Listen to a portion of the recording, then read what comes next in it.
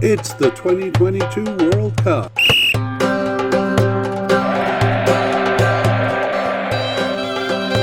It's Uruguay's players.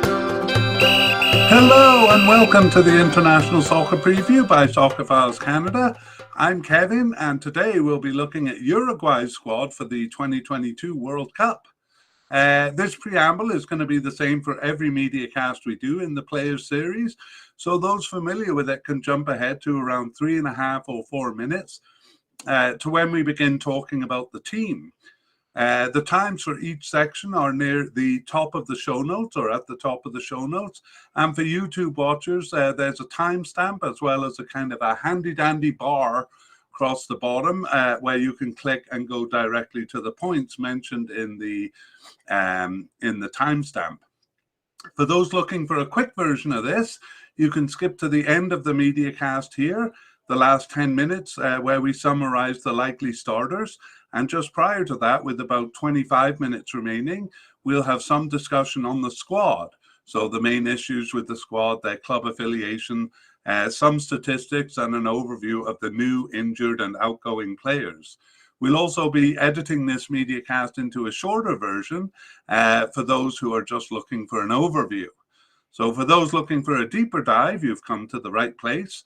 We go through the players and how likely each one is to make it to the final squad. And we explain why we think so and give information on each player's history and standing with the squad. And the way we do this is first by organizing the players into their designated positions. It should be noted that these are a bit artificial since players don't always play in their coded positions. Nevertheless, we find it a good way to organize the discussion. And then we go through the players and share some of the data we've collected in our soccer files. And using that data, we try to predict how likely the player is to make the team. And that's based mostly on their recent participation, but we take a couple of other factors into account. We categorize them into definite, likely, possible but unlikely, and seems to be off the squad. And we also mention big players who have recently retired and make note of any who are currently injured.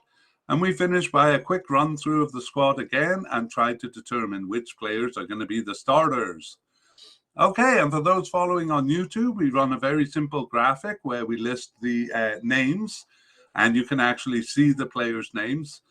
We might mispronounce a few of them. And it's the same broadcast for the audio podcast, so we're going to try to repeat the names a few times to help listeners familiarize themselves so that you know who it is that's stepping onto the field when the World Cup is happening. And perhaps you can impress your friends by telling them something that you've learned here. And that's as much as we can do to this point. But as the rosters are being published, we're going to do an update episode for the teams and the players. And for the players, that'll essentially be going over our predictions, updating them based on the games played between now and then, and revealing which players were selected for the final squad. So keep your eye out for those probably in mid-November.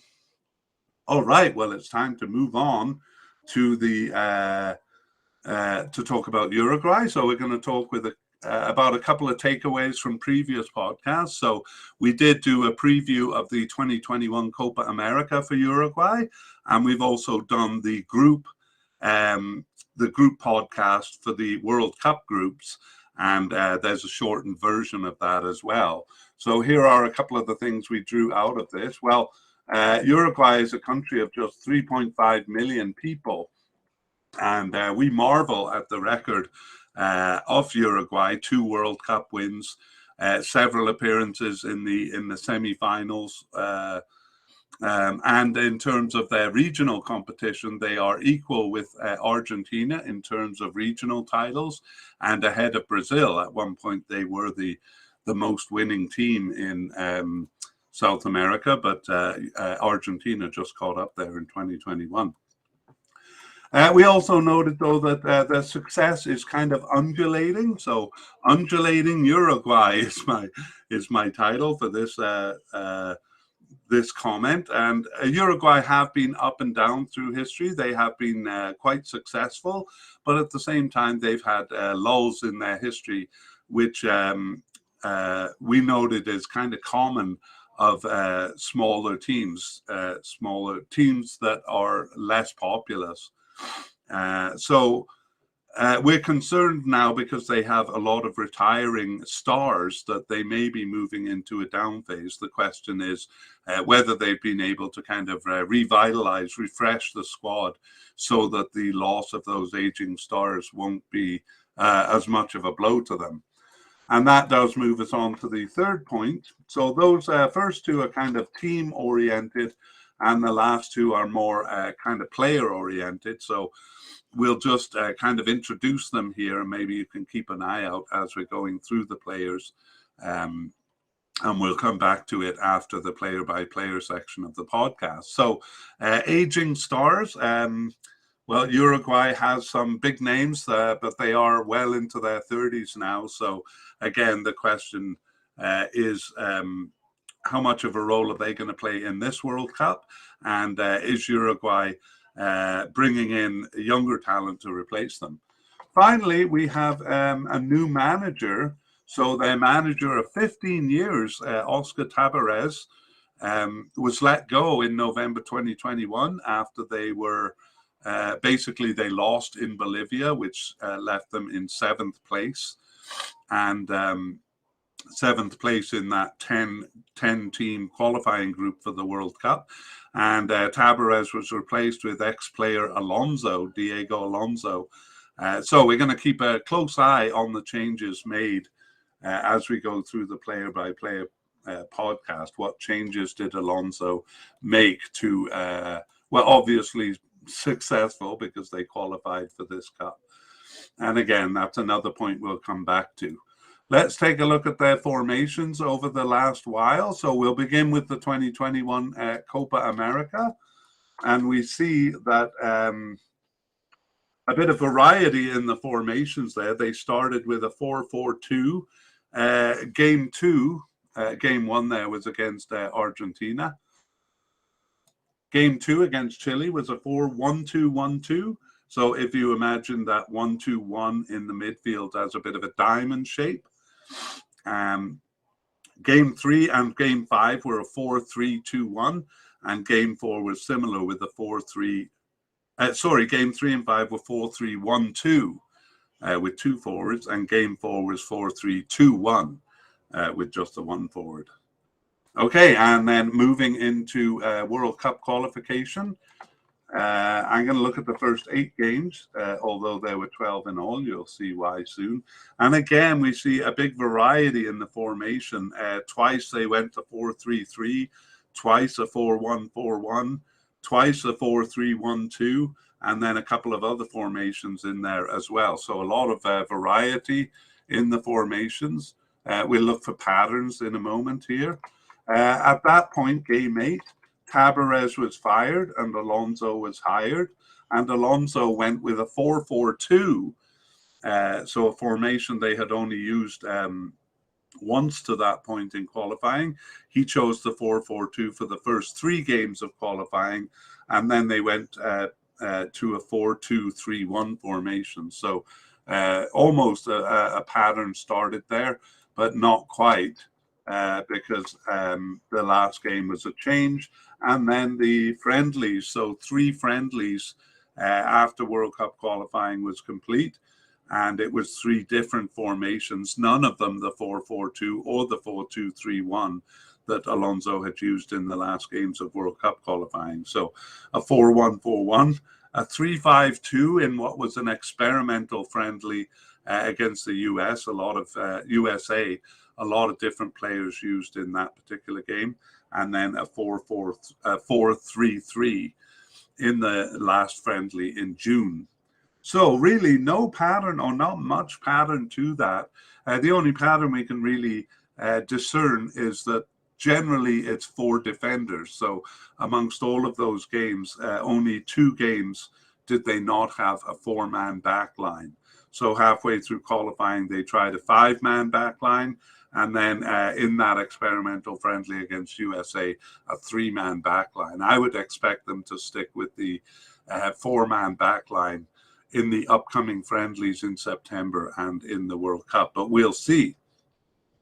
And in terms of the midfield and forwards, it's very different. If I can use forwards as an example, sometimes it's three, sometimes it's two, and sometimes it's one. So not a lot of pattern. In fact, in the last three friendlies, it was all three of those: one forward, two forwards, three forwards. And the midfield is similar without going into detail. A lot of variety in the midfield. So that makes the player by player a bit more complex to deal with, but we'll try to simplify it so that it's understandable.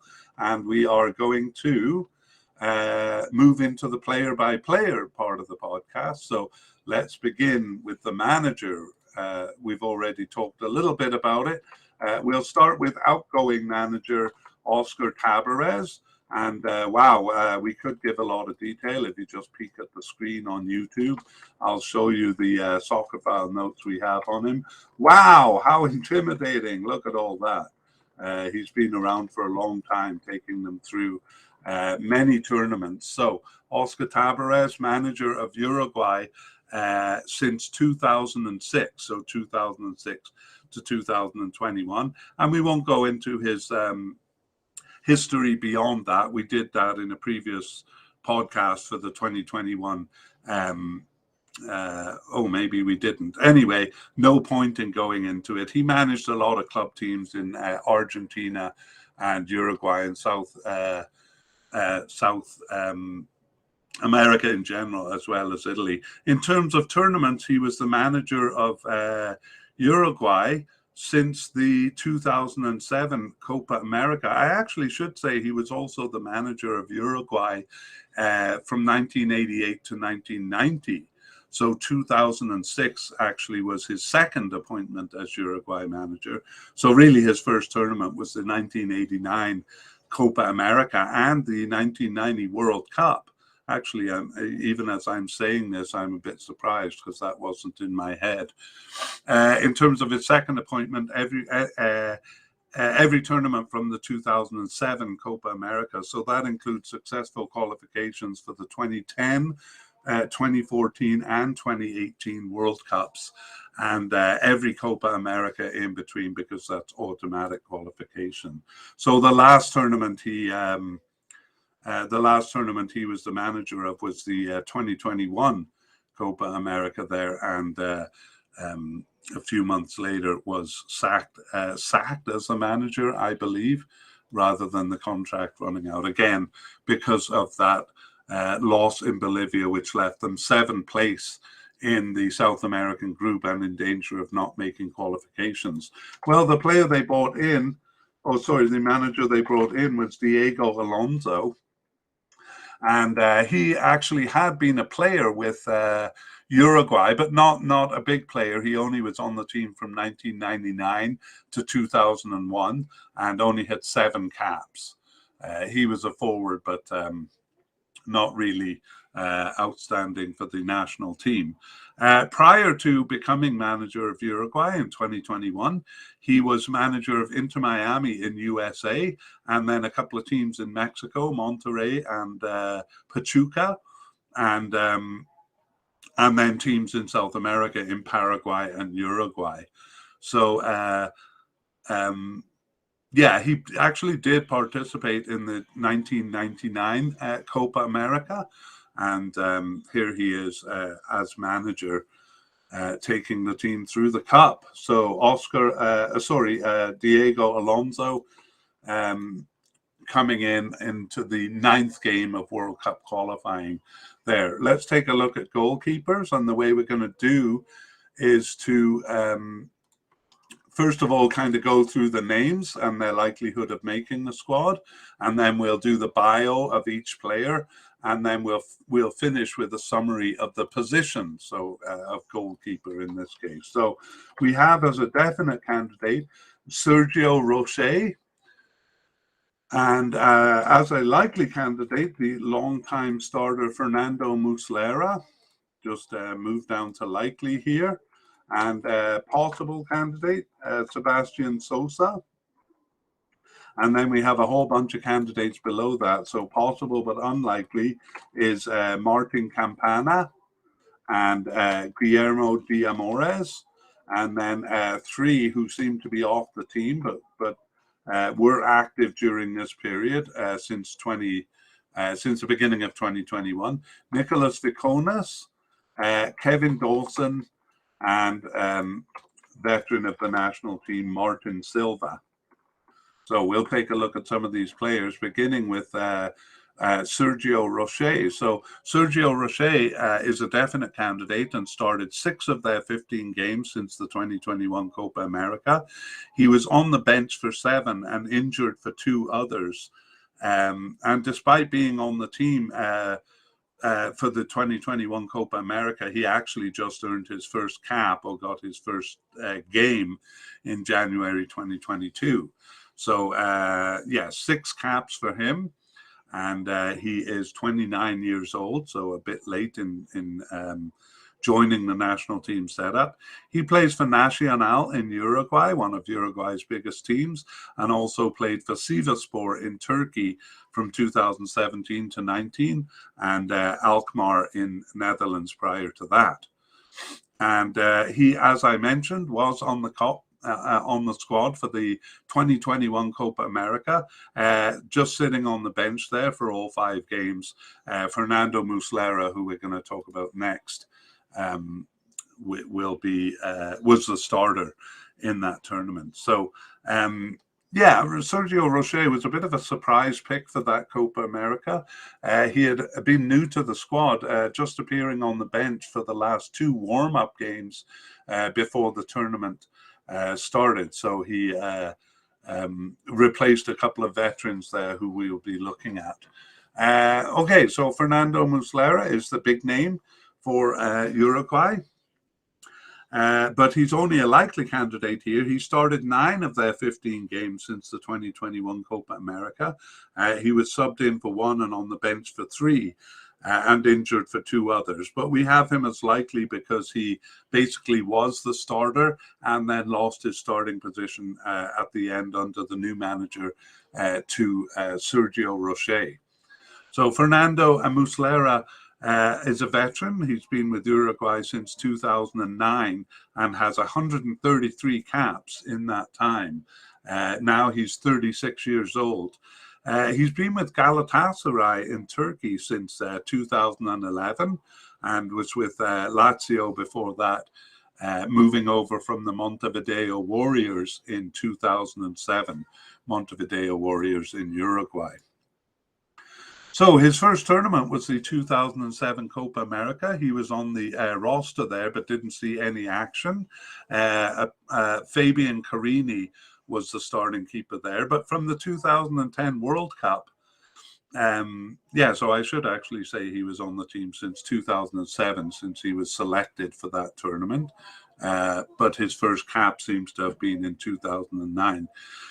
From the 2010 World Cup through all of the tournaments, which I won't name singularly, but significantly 3 World Cups in there in 2010, 14, and 18, and all of the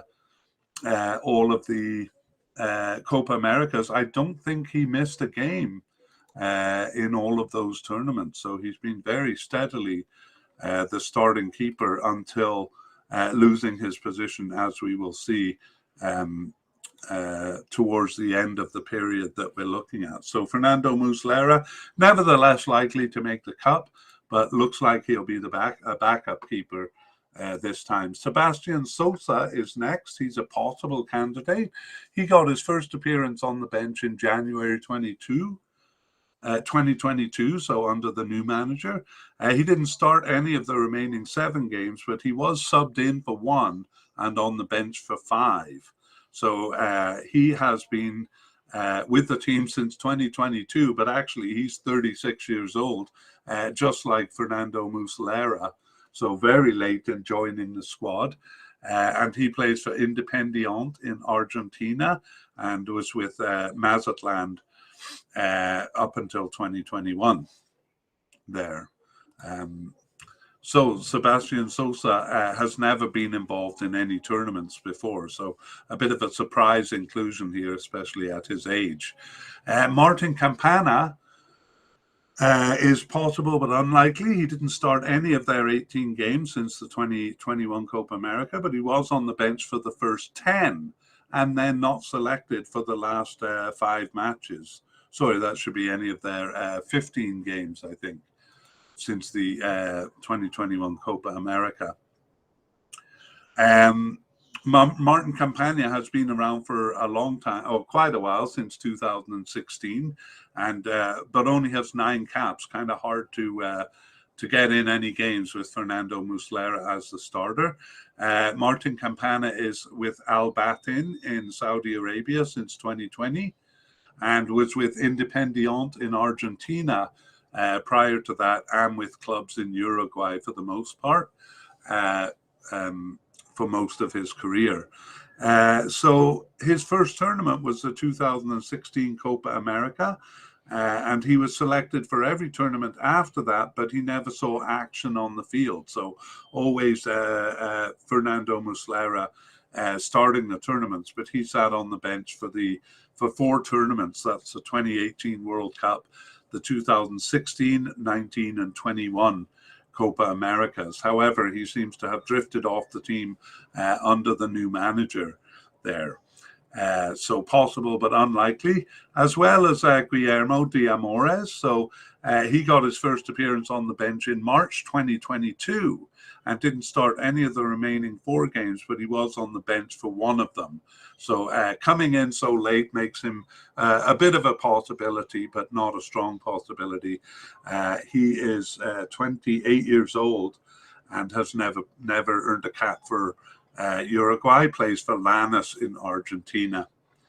And then we have a couple of players who seem to be off the squad. So Nicolas Viconis, he was called up to a preliminary squad in March 2022, but didn't make the bench. So very outside possibility. He plays for Mazatlan in Mexico. That's Nicolas Viconis. Kevin Dawson also seems to be off the squad, or I guess Viconis never really made it onto the squad. But Kevin Dawson did get an appearance on the bench in November 2021.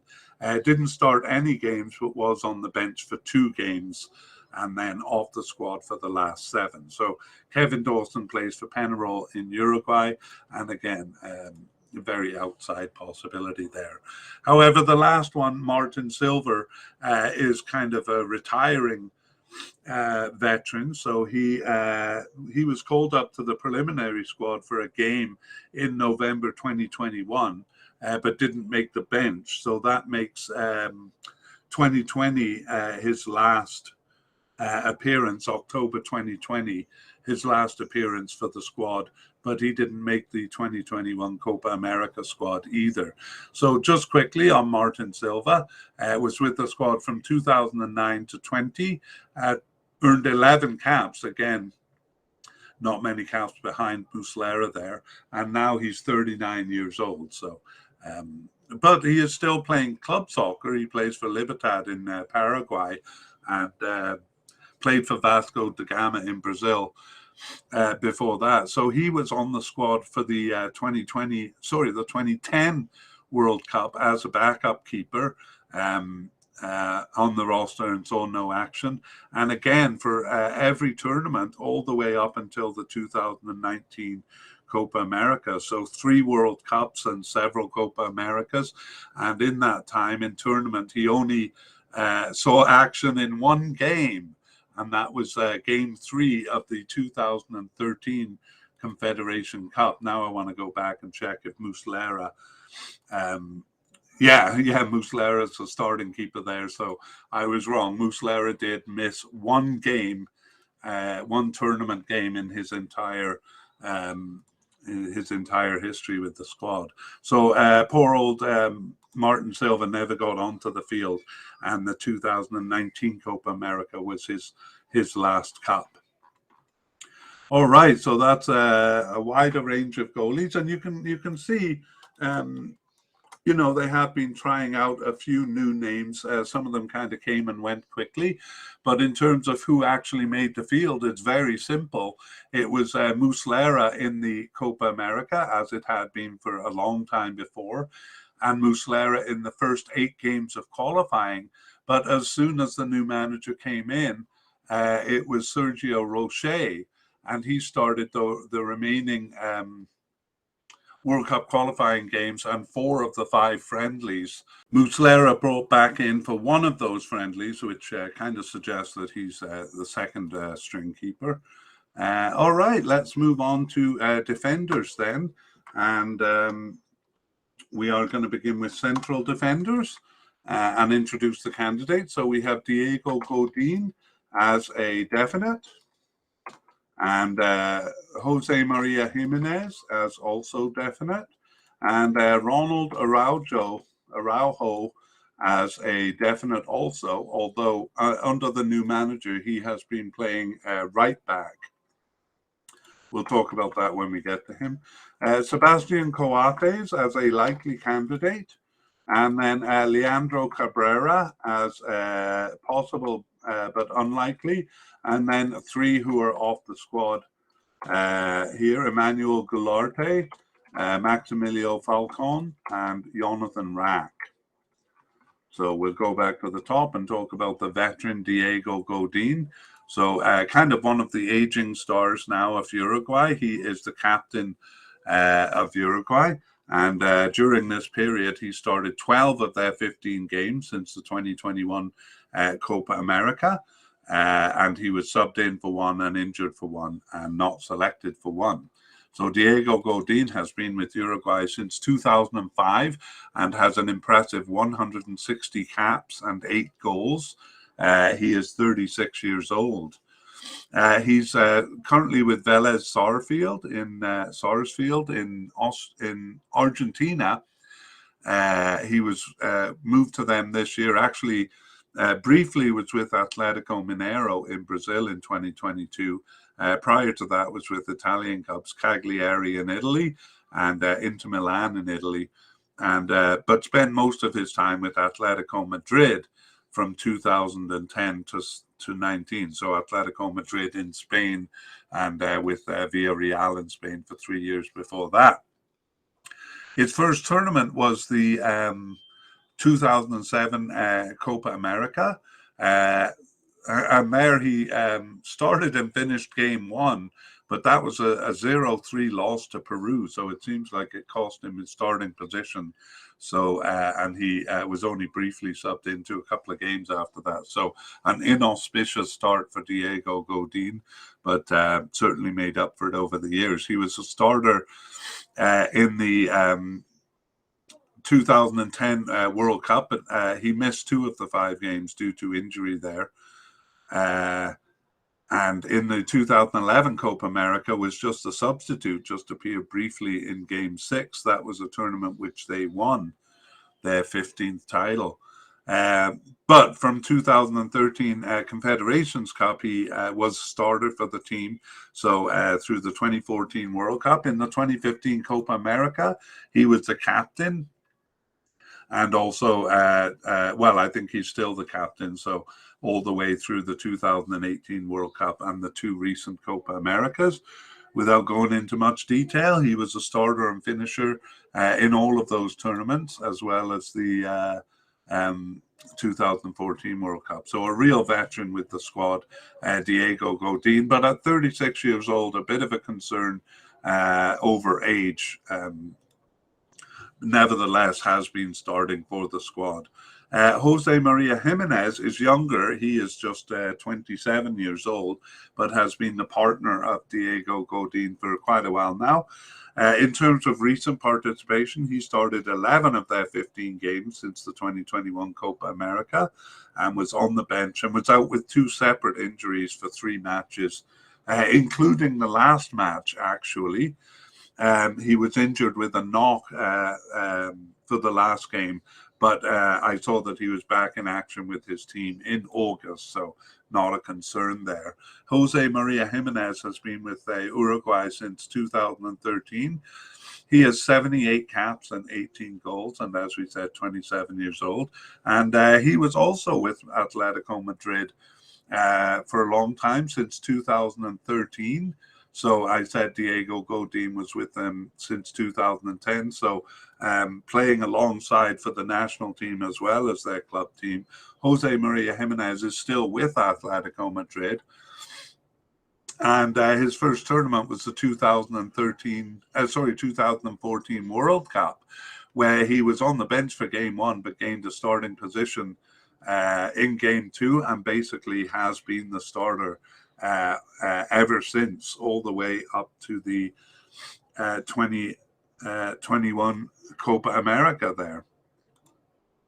So in 2021 Copa America, he missed a penalty in Game 5's losing shootout with Colombia there.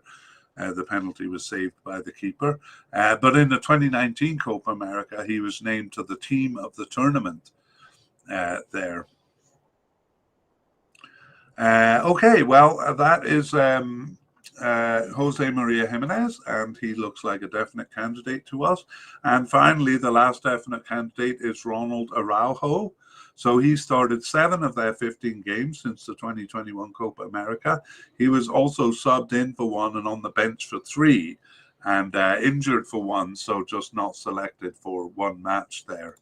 Ronald Araujo has been with Uruguay since 2020 and has 12 caps. He's just 23 years old and plays for Barcelona in Spain since 2020. He was actually with Barcelona's B club from 2018 to 20.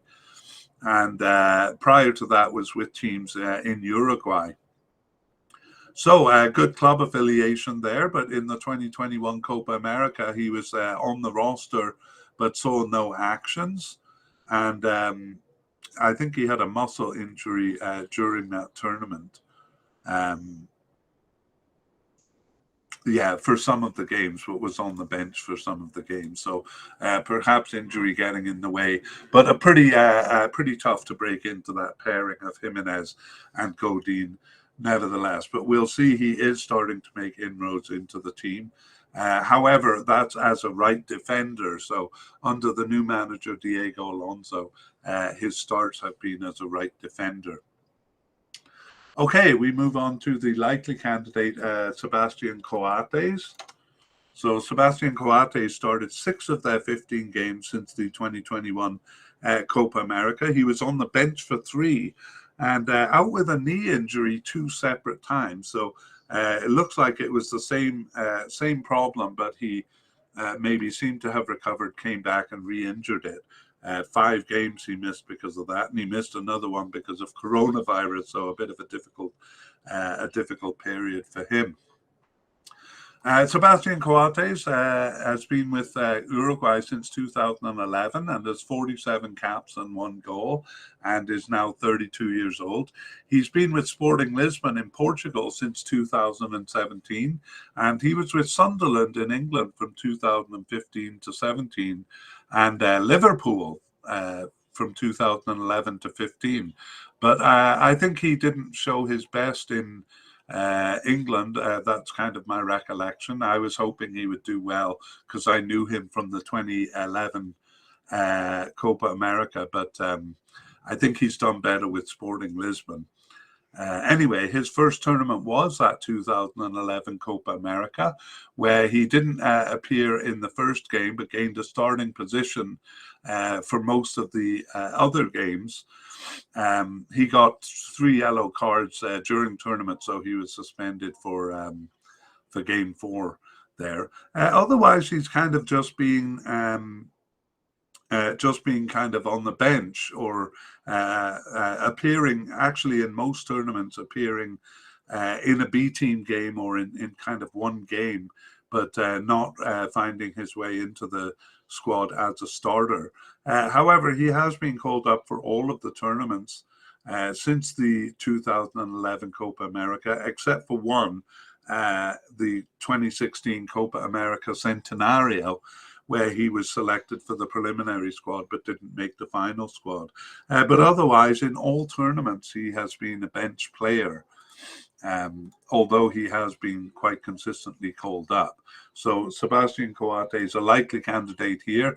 Again, if he is on the squad, it looks like he would be a substitute here too.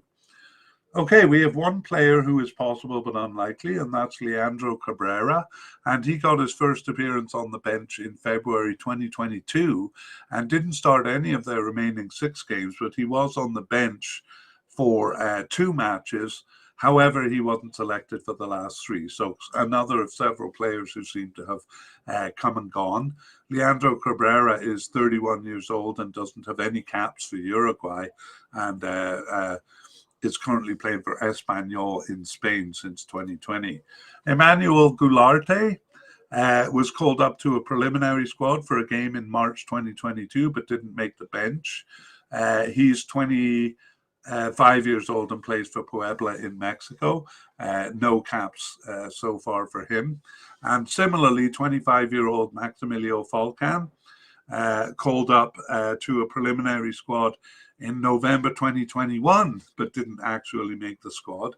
So his name kind of circulating around, but doesn't have any caps for Uruguay. And he plays for Colo Colo in Chile, one of their biggest clubs. And finally, Jonathan Rack called up to that same preliminary squad in November 2021, but didn't make the bench. He plays for Tijuana in Mexico. No caps for him either. He's 28. So those 3 players, very, very slim chance of making the squad. And let's finish with a summary of the position. So as we saw, most of their games have been a 4-man backline. So that means 2 central defenders. And most of the time that's Godin and Jimenez. It was in the Cup. And for most of the games of World Cup qualifying, although Araujo and Coates each had 2 appearances. So my mistake there, not all of Araujo's games have been as a right back. Looks like twice he was in as a central defender. The new manager stuck with Godin and Jimenez for the remaining World Cup qualifying games, and for 2 of the 3 into 2 of the friendlies. But Sebastian Coates replaced each one of them once. And then finally, in the last game, the manager experimented with a whole new backline, Araujo and Coates playing game 3. So a little uncertain what is going to happen with the defense there. But honestly, I'd personally be surprised if they didn't stick with Godin and Jimenez and then look to change that after the World Cup, especially since Godin might well retire after this Cup. Okay, let's move on to the left back position. And here we have a definite candidate in Matthias Vina and a likely candidate in veteran Martin Cáceres and a likely candidate in Matthias Oliveira. I'd be surprised if they bring 3, but we'll see why we have them as likely candidate. We also have a possible candidate in Joaquin Piqueres, and seemingly off the squad is Alfonso Espina and Agustin Oliveros. I shouldn't say really off the squad because they never made it really onto the squad, but we'll see. Let's go back to Matthias Vina as the definite candidate. He started 8 of their 15 games since the 2021 Copa America and was on the bench for 2 besides, and then out with 2 separate injuries for the other 3 matches. So always called up when he's available. Matthias Vina has been with Uruguay since 2019, but has 26 caps in that time, so has been used quite a bit. He's 25 years old. And Matthias Vina plays for Roma in Italy since 2021. He was with Palmeiras in Brazil before that and moved over from Nacional in Uruguay in 2020. That was also his youth club. In the 2021 Copa America, he was a starter, so a starter in his first tournament. And he also missed a penalty in that Game 5 shootout against Colombia. He missed the last one, David Ospina saving that one too. But he was good on the wing in that tournament, made a couple of good crosses there, and seems to be fairly firmly established in the squad Perhaps not always a starter, but always called up at least. Martin Cáceres is kind of the veteran defender, and actually started as a central defender once. That was in the only game where they used a three-man central defense. Actually, there were two games, but I believe that was in the friendly where they used a three-man defense, and he was brought in on the right side of that defense. So Martin Cáceres has started just 3 of their 15 games since the 2021 Copa America, but he was subbed in for 4 and on the bench for 6 games. So only 2 games that he wasn't selected for.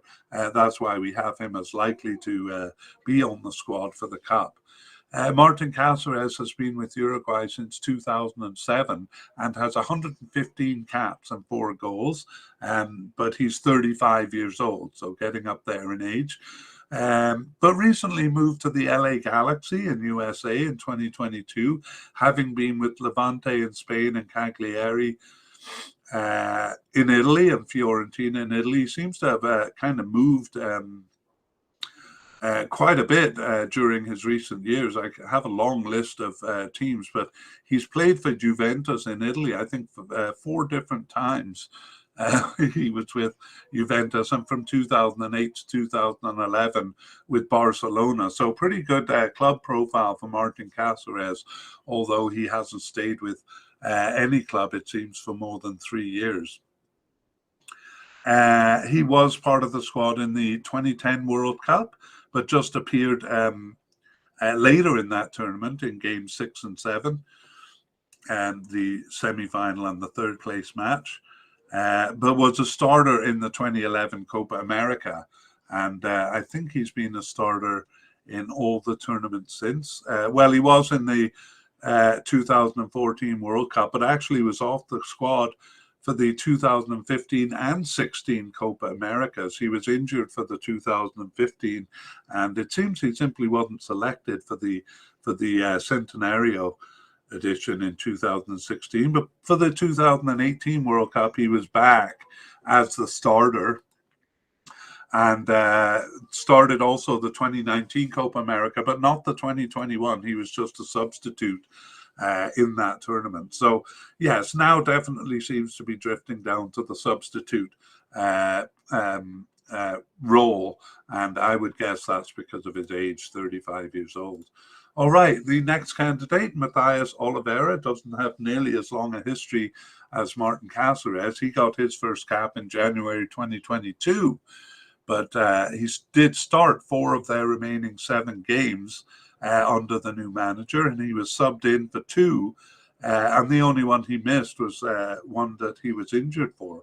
So Matthias Oliveira, 6 caps since 2022 and is 25 years old. He plays for Napoli in Italy. That's a recent move, actually, in 2022, having been with Getafe in Spain from 2017 to 2022. So a move upward there in his club affiliation, and also in terms of the Uruguay team, where he kind of threatens to take over that left back position. All right, Joaquin Piqueras is a possible candidate here. He got his first cap in September 2021, so right after the Copa America there, and he started 3 of their remaining games. He was subbed in for 4 and on the bench for 1. But then he was not selected for 6 of the last 7 matches, so seemed to be popular under Coach Tabarez and working his way into the squad nicely, but then doesn't seem to have caught the eye of Diego Alonso, and actually seems to be, could well be off the team now. So Joaquin Piqueras has 7 caps since 2021, his first, and is 24 years old, so a chance of making it back into the squad, and he plays for Palmeiras in Brazil. And then we have 2 candidates who seem to be off the squad now. Alfonso Espino was called up to a preliminary squad for the 2022 March game, but didn't make the bench and hasn't any caps or bench appearances for Uruguay. 29 years old, and he plays for Cadiz in Spain. So that Alfonso Espino seems to be off the squad. Same with Agustin Oliveros. He also seems to be off the squad. He last appeared for the national team in November 2020. But again, another player called up to the preliminary squad, but not actually selected for the final squad. So he seems to be off the team. Agustin Oliveros, also 24 years old. I wonder if I made a mistake there. Alfonso Espino is 29 years old. I may have said he's 24. It's Agustin Oliveros who's 24, plays for Necaxa in Mexico, and again, seemingly off the squad. Now. He was actually a consideration, Agustin Oliveros, for the 2021 Copa America, but whatever consideration there was drowned by the fact that he was injured for the Cup, so didn't end up being considered.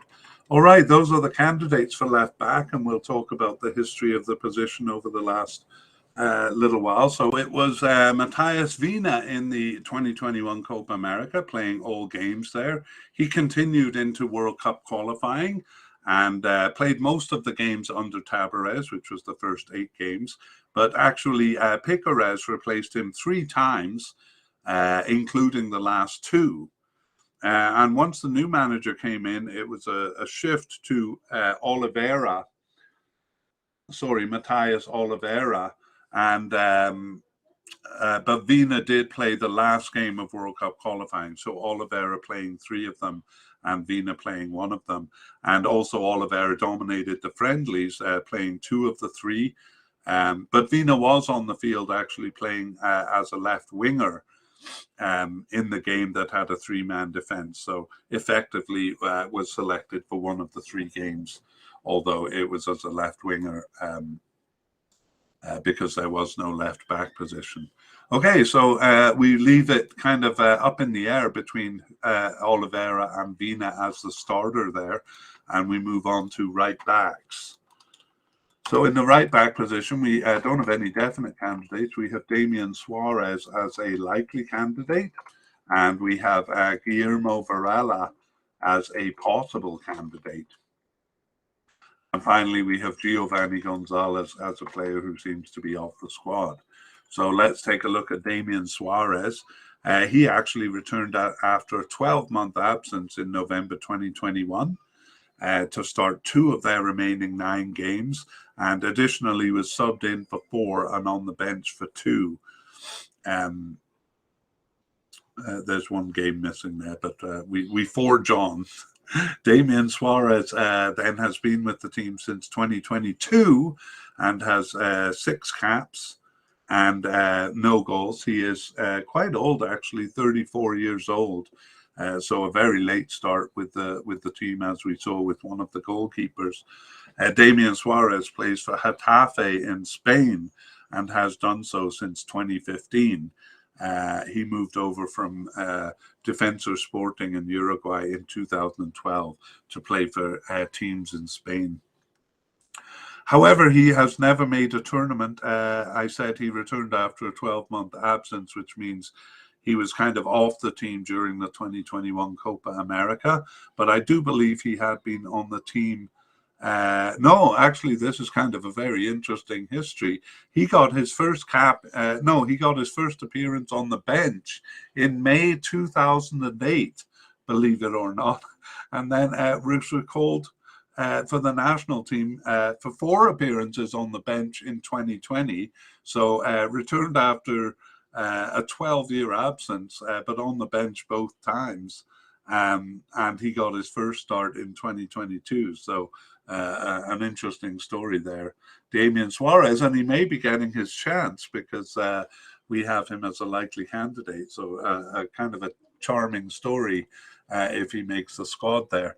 Guillermo Varela returned himself after a 4-year absence in June 2022.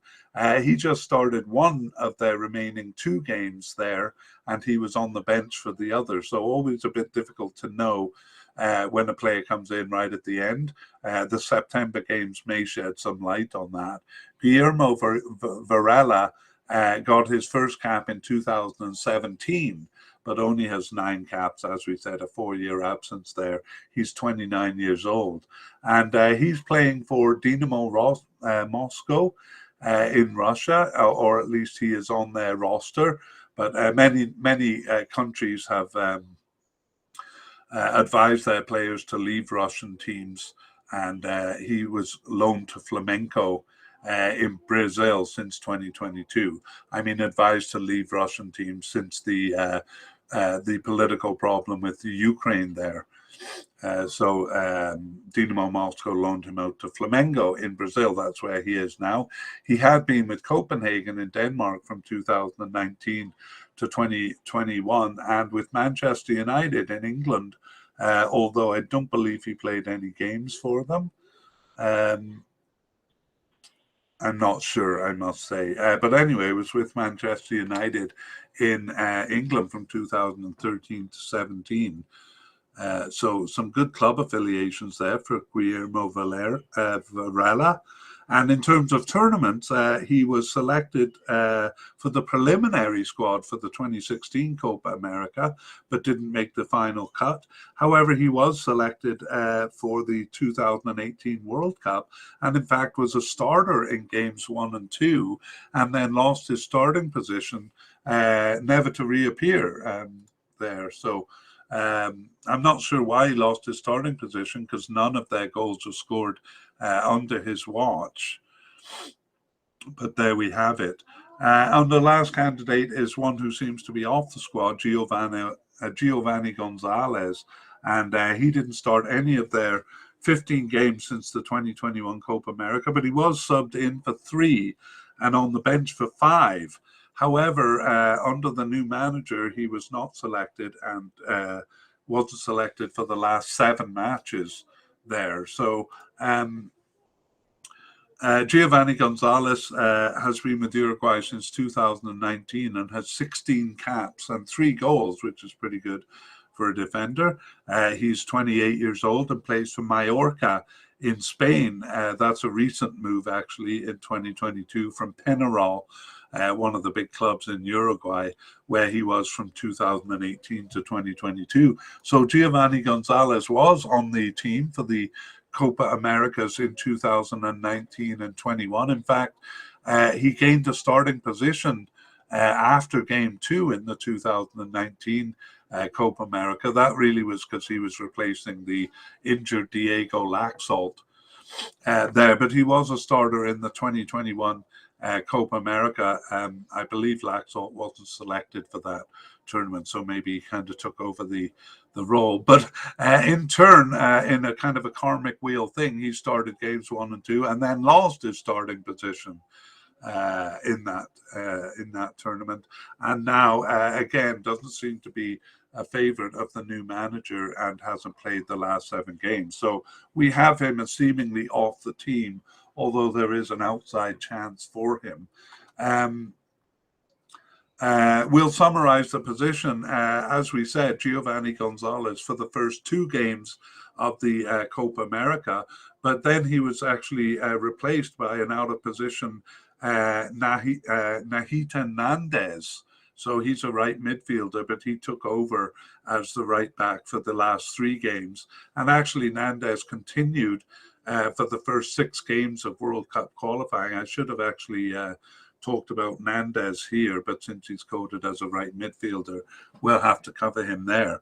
Anyway, Martin Cáceres came in for the last 2 games under Tabarez, games 7 and 8 of the World Cup qualifying, but the new manager used the central defender Araujo for the remaining 4 World Cup games and for the first friendly. And then Varela played basically in the position, although it was a 3-man defense, so the right back moved up to right winger. Varela played that game, and then Damian Suarez got his start in the last friendly.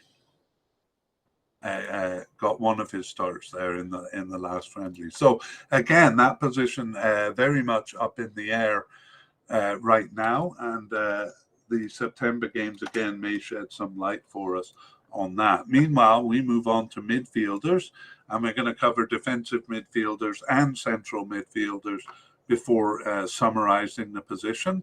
So we have as defensive midfielders Manuel Ugarte, and he's a likely candidate. And then we have two players who seemingly off the squad, Fabricio Diaz and Cesar Araujo, all defensive midfielders. So we'll take a look at Manuel Ugarte.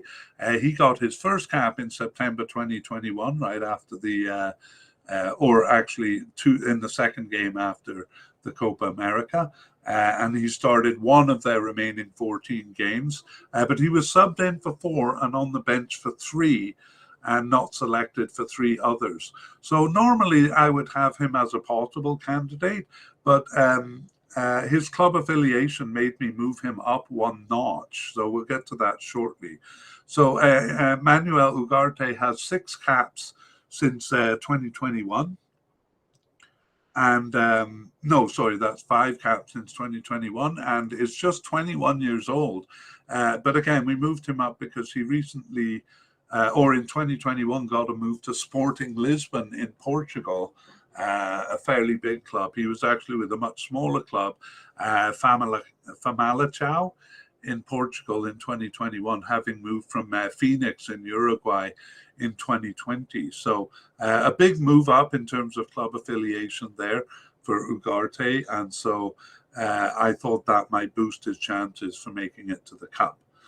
Okay, Fabricio Diaz was called up to a preliminary squad in March 2022, but didn't make the bench. So he is just 19 years old. So we may see him down the road. He plays for Liverpool Montevideo in Uruguay. And similarly, Cesar Araujo called up to a preliminary squad in March 2022, but didn't make the squad. And he is 21 years old and plays for Orlando City in USA. So it looks like they won't make this squad, but they could be names in the future, especially since Uruguay will probably be doing some rejuvenation there. So again, we won't do the summary until we go through the central midfielders here. And let's see who we have. Well, we do have Rodrigo Bentancur. He's classified as a central midfielder, but we've moved him to the left midfielder role because that's where he played more. Specifically more of a left central midfielder, but we have a lot of candidates here, so I thought it would clarify things to move him to the left midfielder position when we talk about him.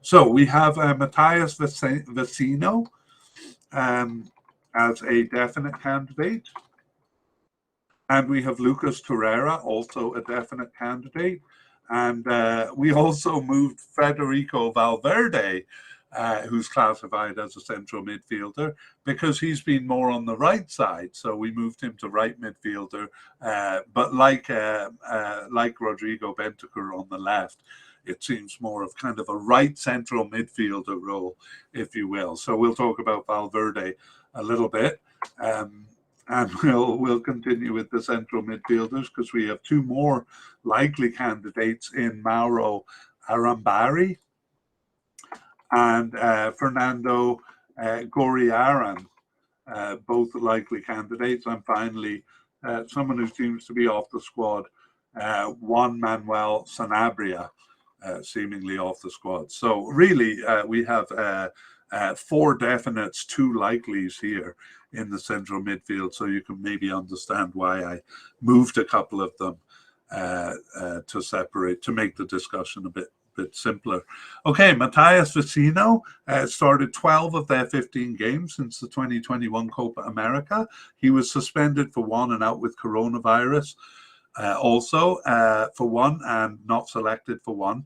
Matthias Vecino has been with Uruguay since 2016, but has 62 caps and 4 goals, so a player they rely on there. He's 31 years old.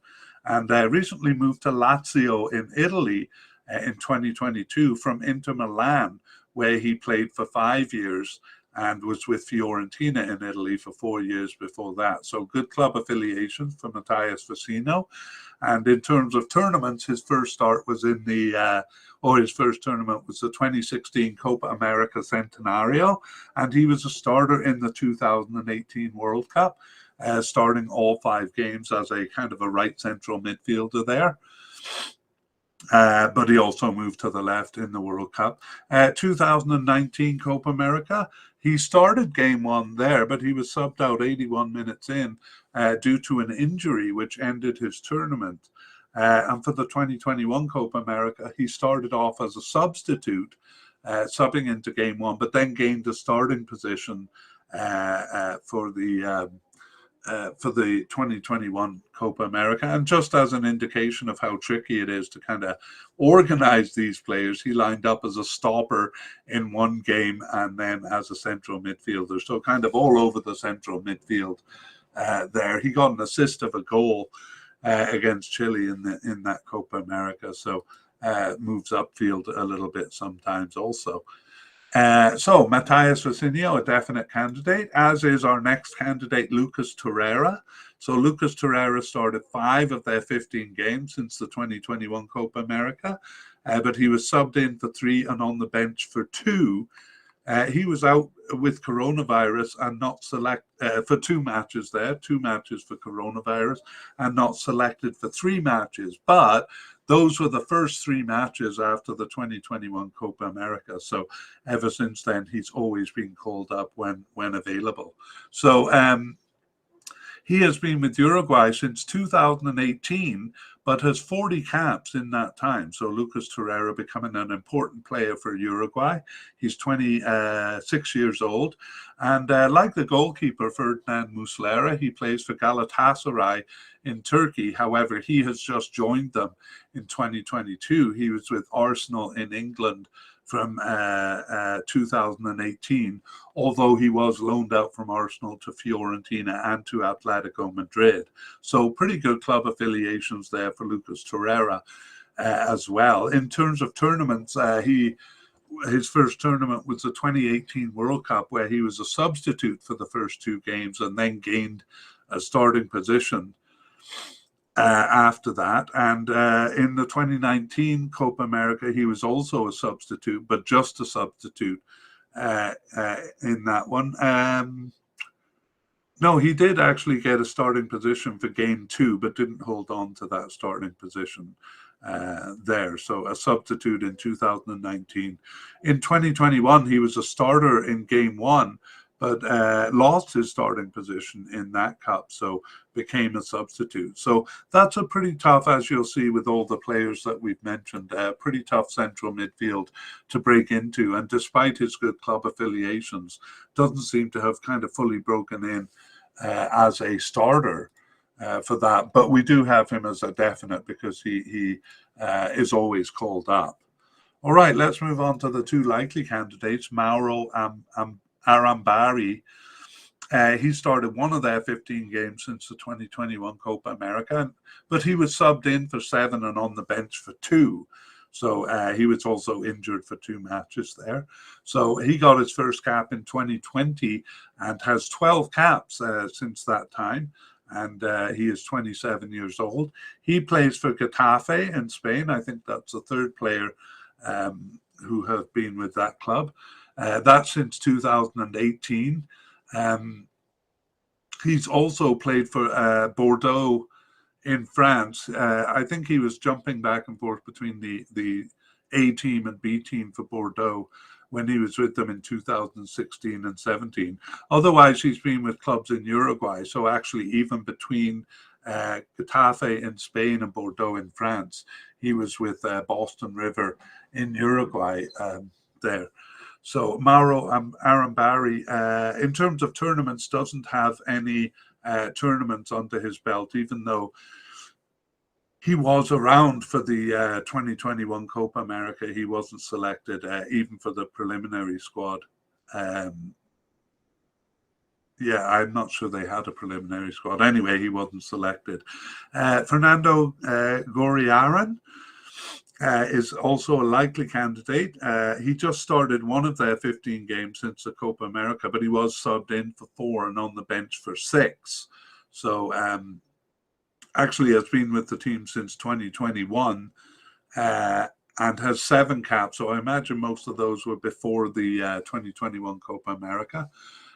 He is 28 years old, Fernando Goriaran, and plays for Santos Laguna in Mexico.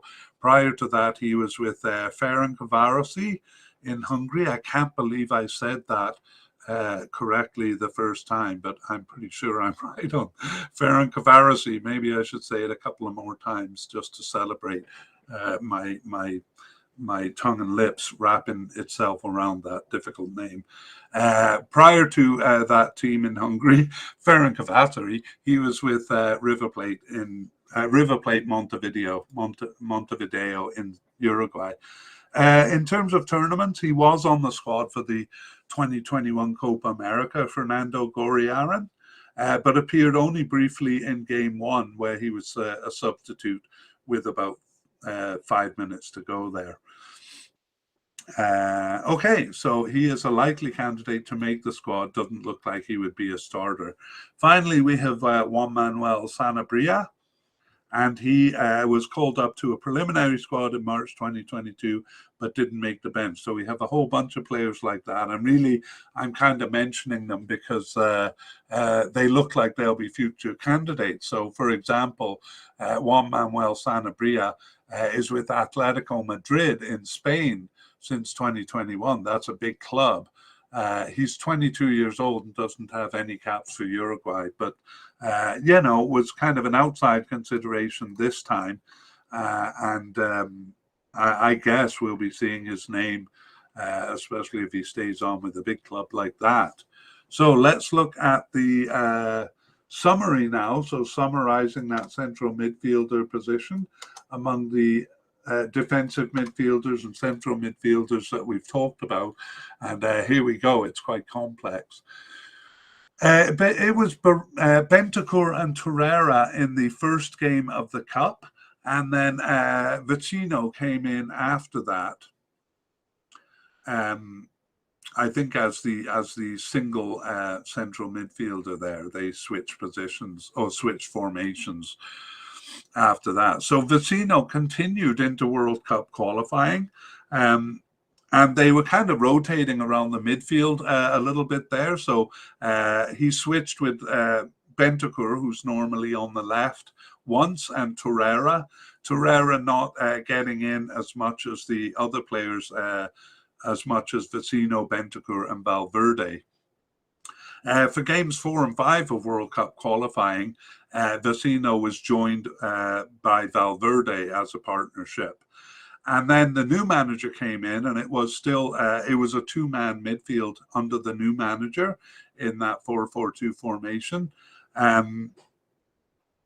But Vecino was selected for the first game, game 8, but then Bentancur and Valverde became the main pairing after that. So Torreira switched in a couple of times and played stopper in 2 of the 3 times that they used a 4-1-4-1 formation. Ooh, and that second friendly against the USA saw 3 players, Ugarte, Arambari, and Goriaran, all got their only start in that game against the USA, and that was where they used a 3-5-2 formation, so 3 central midfielders in that game. So again, it seems to be Vecino as maybe the main man in the central midfield, but the pairing of Bentancur and Valverde perhaps going to replace Vecino. But Vecino, Bentancur, Valverde, and Torreira all kind of used in central midfield. And I realize that's quite complex. So even with my effort to simplify it there, it remains a bit difficult to clarify. Let's move on to left midfielders, though. And so for left midfielders, I'm thinking more defensive midfielders. If you think of a 4-3-3 formation, this would be the left and the right midfielders along the center there. That's where I'm thinking of left midfielders. Otherwise, we'll talk about wingers or attacking midfielders later in the podcast. And we've moved Rodrigo Bentancur from a central midfielder over to this left midfield position because that's primarily where he plays. We did see him in the center one or two times, but primarily on the left there. And he had started 11 of their 15 games since the 2021 Copa America. He was suspended for one and injured for the last 3 matches there. He was injured with a back problem in June. However, he was playing for his new club, Tottenham, in August, so seems to have recovered from that injury. For Uruguay, he's been with them since 2017, Rodrigo Bentancur, and has amassed 51 caps in that time. He's 25 years old. Not a big scorer. He's only got 1 goal under his belt, but has good club affiliations, recently moving to Tottenham in England in 2022. And he moved from Juventus in Italy, where he was from 2017 to 22. And he was with Boca Juniors in Argentina, one of the biggest South American clubs there. And that was his youth club also. Rodrigo Bentancur's first tournament was the 2018 World Cup, where he was a starter, started all 5 games there, and he was a starter in the 2019 and 2021 Copa Americas. In 2021, he wasn't a starter in all of the games. 3 of the 5 games there, he was a starter. So Rodrigo Bentancur, a definite candidate for the Cup. And that's the only one we have as a left midfielder. I would say coded as a left midfielder, but even Bentancur isn't coded there. So they really don't have anyone coded as a left midfielder. On the right side, though, we moved Federico Valverde, coded as a central midfielder, over to here. And we have him as a definite candidate. But we do have one player coded as a right midfielder, and that's Nahatin Nandez. But just to complicate things, he played mostly as a right back in the Cup. So Uruguay never making it easy for us to define their positions. Anyway, Nahatin Nandez, a possible candidate for the selection for this World Cup here. So Federico Valverde is our definite candidate. He started 12 of their 15 games since the 2021 Copa America, and he was subbed in for 1 and injured for 2 others. And he's been with Uruguay since 2017, has 44 caps and 4 goals. So he's 24 years old. And he plays for Real Madrid in Spain since 2017. So he's been with them for quite a while. He was actually with the B team in 2016-17 and moved over from Penarol in 2016. Penarol was his youth club also. He didn't make the final cut for the 2018 World Cup. He was selected for the preliminary squad, but despite being a Real Madrid player by that time, did not make the final cut. And in the 2019 Copa America, he was subbed into games 1 and 2, but then got a starting position after that. By the 2021 Copa America, he started all 5 games. So a pretty competitive midfield for Uruguay here, and Valverde had a bit of difficulty working his way into the starting lineup, but definitely seems to be there now. Perhaps scoring 2 goals in qualifying helped his cause.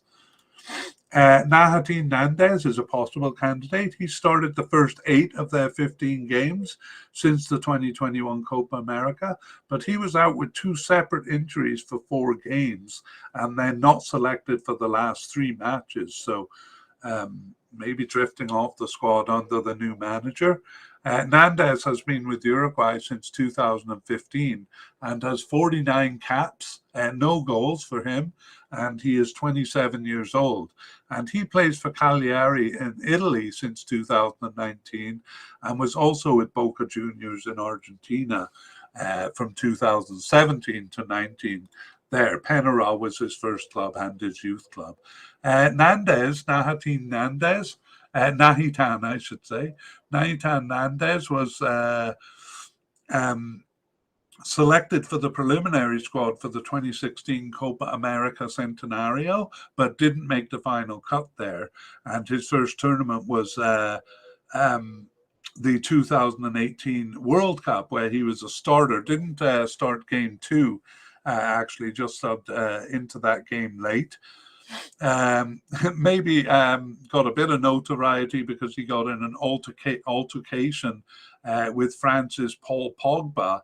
Pogba had grabbed him from behind his neck and pulled forward with really what might have been a red card had Nandez made more of it, but nevertheless got in a bit of I think a shoving match with him there. 2019 World Cup Copa America. He started games 1, 2, and 4. Also missed game 3. There actually subbed into that game at halftime. So a starter in the 2019 Copa America, and he scored actually a beautiful goal against Ecuador, but it was disallowed because another player was offside. So sad. The 2021 Copa America, he was a substitute for games 1 and 2, and then gained a starting position for the remaining 3 games there. So Nahitan Nandez, but now looks like just a possible candidate, particularly because he missed those 3 matches in June. It'll be interesting to see if he shows up in the September games. And I want to repeat there that he played as a right back during the Copa America there. Okay, let's summarize the right midfielder position. So it was Valverde in the Cup and in World Cup qualifying. Again, there was a bit of rotation in the midfield. So Vecino played the position once and Torreira twice. In Alonso's 4-man midfield, the position was not used, rather it would be wingers in a 4-man midfield. So Valverde played the position the only time it was used, and that was the last friendly. And nevertheless, he gets onto the field in other positions as well. So the right midfield pretty much nailed down there by Valverde. Okay, let's move on to the wingers. And again, it's not used all the time, but just when there's a 4-man or a 5-man midfield, we'll see wingers. And we have Nicolas de la Cruz. He's actually coded as an attacking midfielder, but when he's on the field, he's generally on as a left winger or a left attacking midfielder, and so we'll cover him here. He is a likely candidate, Nicolas de la Cruz, and we have 2 possible candidates in Facundo Torres and in Diego Rossi. And we have a possible but unlikely in Brian Rodriguez, and 2 players who seem to be off the squad. Federico Martinez and Brian Lozano. Okay, so let's go back to Nicolas de la Cruz, the likely candidate when they use a left winger, and he started 4 of their 15 games since the 2021 Copa America. He was also subbed in for 2 and on the bench for 2, and he was injured for 3 games, so likely. He's been with Uruguay since 2020 and has 17 caps and 2 goals and is 25 years old. And he plays for Argentina's other big club there, River Plate, since 2017, right on the border there with Uruguay. And he played for Liverpool Montevideo in Uruguay as his first club and his youth club. So Nicolas de la Cruz started all 5 games in the 2021 Copa America, and lined up as a left winger there, but also as a left midfielder and a left attacking midfielder. So if you kind of imagine the upper left quadrant of the field, you'll find Nicolas de la Cruz dashing about in that area. Facundo Torres started one of their 15 games since the 2021 Copa America, but he was subbed in for 2 and on the bench for 6 games, and also injured for 2 matches.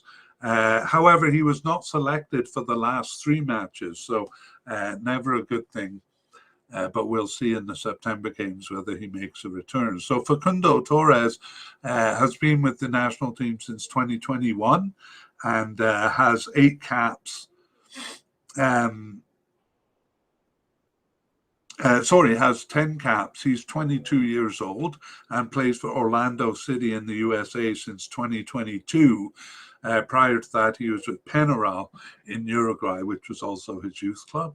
And he was part of the Copa America 2021. He subbed into all 5 games, actually, and was pretty active. He just had 17 minutes against Bolivia, but he was very active, and he assisted a goal as well as missing a few good chances there. So made a bit of an impression on me. So that's Facundo Torres, a possible candidate for this cup. Diego Rossi first appeared on the bench in late 2022, but then was off the team for 2.5 years. And he returned in March 2022 to start one of their remaining 4 games. And he was subbed in for 2 and on the bench for 2. Maybe that was 5 games left, but called up for all of them. Diego Rossi's been with Uruguay then since 2022 and has 3 caps and 1 goal, and he is 24 years old, and he plays for Fenerbahce in Turkey since 2022, so that's a recent move. Prior to that, he was with Los Angeles FC in the USA, and they loaned him out to Fenerbahce. So that's where he is now. So a pretty good club affiliation for Diego Rossi. He is a possible candidate, and possible but unlikely is Brian Rodriguez. So he started 6 of their 15 games since the 2021 Copa America and was subbed in for 1 and on the bench for 1 besides. However, under the new manager, he hasn't been called up, so not selected for the last 7 matches. So looked fairly established or with, under Tavares during the early part of this period. But not called up by the new manager. Brian Rodriguez has been with Uruguay since 2019 and has 17 caps and 3 goals, and even now is just 22 years old. So a very young player, got an early start with Uruguay when he was 19 years old. And he plays for Club America in Mexico and also played for Los Angeles FC at the same time as Diego Rossi there. From 2019 to 22, and they loaned him out to Almeria in Spain. So Los Angeles FC loaning their players out to European clubs and kind of broadcasting them out. Brian Rodriguez was part of the squad for the 2021 Copa America, but he was on the bench. In fact, not even on the bench for games 2 and 3. There. Has had trouble working his way into the team, but he seemed to do so after the Copa America until the new manager came in. So we'll have to see what becomes of Brian Rodriguez. Federico Martinez got his first appearance on the bench in September 2021 and didn't start any of the 15 games since the Copa America, but he was subbed in for 1 and on the bench for 1. However, he kind of came in quickly after the Copa America, but then was dismissed quickly even by Tavares. So not on the bench for the last 12 games. And we may see him in the future, but he is 26 years old. Just 1 cap in 2021 for him and plays for León in Mexico. Finally, Brian Lozano.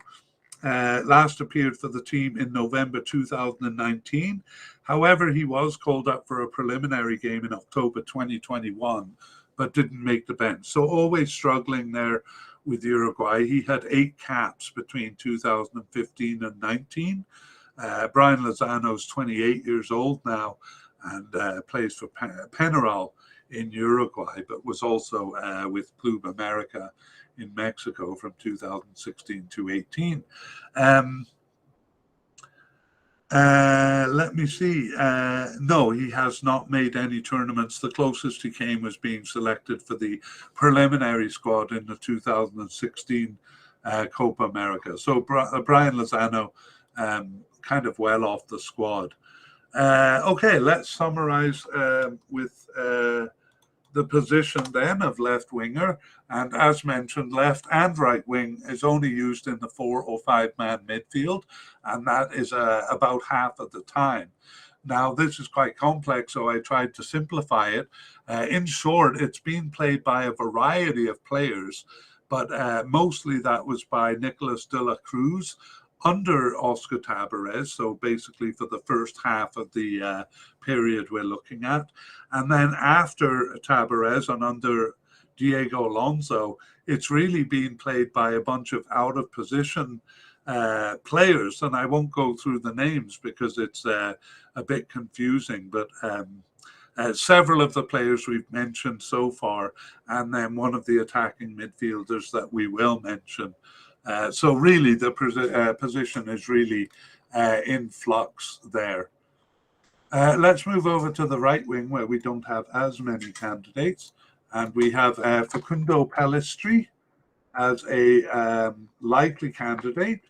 And we have Agustin Canobio as a possible candidate. And Gaston Pereiro as a possible but unlikely candidate. All right. Well, right wingers, Facundo Pellistri got his first cap in January 2022 and started 5 of the 7 remaining games, subbing in for 1 and not selected for 1. So he seems to be a favorite of new manager Diego Alonso. And Pellistri got his first cap in 2022, so he has 6 caps now and is 21 years old. So part of the refresh or rejuvenation of the squad, I would say. He is on the roster of Manchester United in England since 2020, although he hasn't played any games for them, and in fact was loaned out to Alaves in Spain for 2021-22. But he's only 21 years old, so some chance of playing for Manchester United there. And he came from Penarol in Uruguay, which was his first club and his last youth club. Played for a couple of other youth clubs too. Facundo Pellistri, of course, has no tournament experience, having earned his first cap in 2022. Okay, Agustin Canobio got his first cap in January 2022 also, but he didn't start any of their remaining 7 games, though he was subbed in for 2 and on the bench for 1. And he was actually injured for 2 games with a facial fracture. That sounds rather painful. And not selected for 2 others. So Agustin Canobio then 2 caps since his first one in 2022, and he is 24 years old. So Agustin Canobio plays for Atlético Paranense in Brazil. That's a recent move in 2022, having been with Penarol, actually his second stint with Penarol in Uruguay prior to that. So again, no tournament experience for him, but making his way into the squad like Pellistri, both of them young players. Gaston Pereiro returned after a 10-month absence in September 2021, but didn't start any of their remaining 15 games, but he was subbed in for 3 and on the bench for 5. So that was looking good. However, he wasn't selected for the last 7 managers, so another player kind of cast aside by new manager Diego Alonso. So now we have him as possible but unlikely, having not been selected for the last 7 matches. Gaston Pereiro was with Uruguay, or has been with Uruguay since 2017. 10 caps and a respectable 4 goals there for the 27-year-old. And he plays for Cagliari in Italy. I think we've seen 1 or 2 players with that team before. Prior to that, he was with PSV Eindhoven, a big club in the Netherlands, from 2015 to 20. He moved over from Nacional in Uruguay, which was his first club and his youth club as well. So Gaston Pereiro, despite getting his first cap in 2017, was not selected for the 2018 World Cup, but was for the 2019 Copa America, where he just appeared in game 1 as a substitute there, and then he wasn't selected for the 2021 Copa America. So a real struggle to get onto the team, Gaston Pereiro. However, the 1 goal he got in qualifying was a late winning goal at home to Ecuador, but it doesn't seem to have helped his cause, at least with the new manager, and he seems unlikely to reach the cup here. So let's summarize the position of right winger. And we have Valverde playing right wing, the only time that they use the formation in the cup. In the World Cup qualifying, De La Cruz there, who really is a left winger during this period, played it once, and then Bentancur once, and then Nandez twice. Those are the 4 times the position was used under Tavares. So like left winger, kind of a variety of players playing it. However, when new manager Diego Alonso came in, Police Street was immediately given the spot and kept it whenever they used the formation, all except one time in that experimental friendly against the USA. Right defender Varela played the role, but it seems fairly firmly in Pellistri's hand, and we'll see if that remains the case in the September friendlies that are upcoming. And that completes the midfield. So we move on to forwards, and we include actually attacking midfielders as part of the forwards discussion. And so let's begin with attacking midfielders. And here we have Georgian de Araceta as a likely candidate. And we also have Nicolas de la Cruz coded as an attacking midfielder, but we moved him to left winger and discussed him just before. So we only have de Araceta as the only candidate here. So he started 7 of their 15 games since the 2021 Copa America, and he was subbed in for 1 and on the bench for 1. Injured for 4 actually, and not selected for 2 others. In addition to being a central attacking midfielder, he played twice as a right forward when there was no central attacking position in the formation.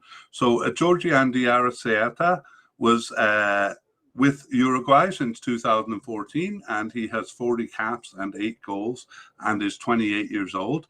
And he plays for Flamengo in Brazil and was with Cruzeiro in Brazil, two of Brazil's biggest clubs there, moving over from Defensor in Uruguay in 2015. Defensor was his first club and his youth club as well. So Georgian de Araceta was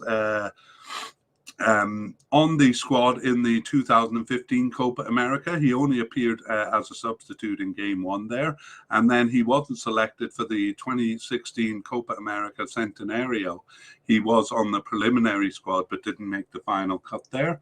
In the 2018 World Cup, he was a starter in game 1, but he was subbed out at 59 minutes and lost his starting position, appearing only as a substitute in game 3 after that.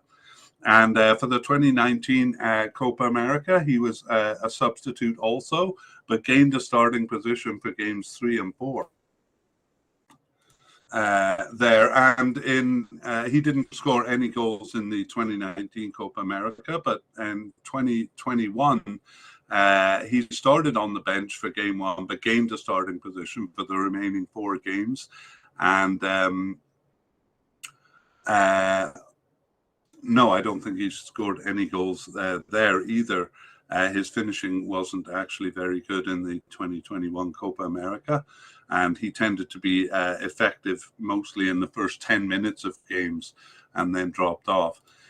So Georgian de Arrascaeta, a likely candidate, and I'll just summarize the position of the attacking midfielder. And for some teams, I've separated it into left, right, and central attacking midfielder, but not much need for that in Uruguay's case, because the left attacking and right attacking positions are not used so much, so they can be combined either with the attacking midfield position here, or more often the left forward and right forward in something like a 4-3-3 formation, a 3-man front line.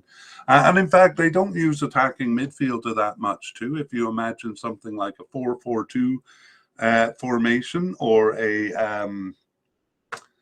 4-1-4-1 formation, I put it up on the graphic here.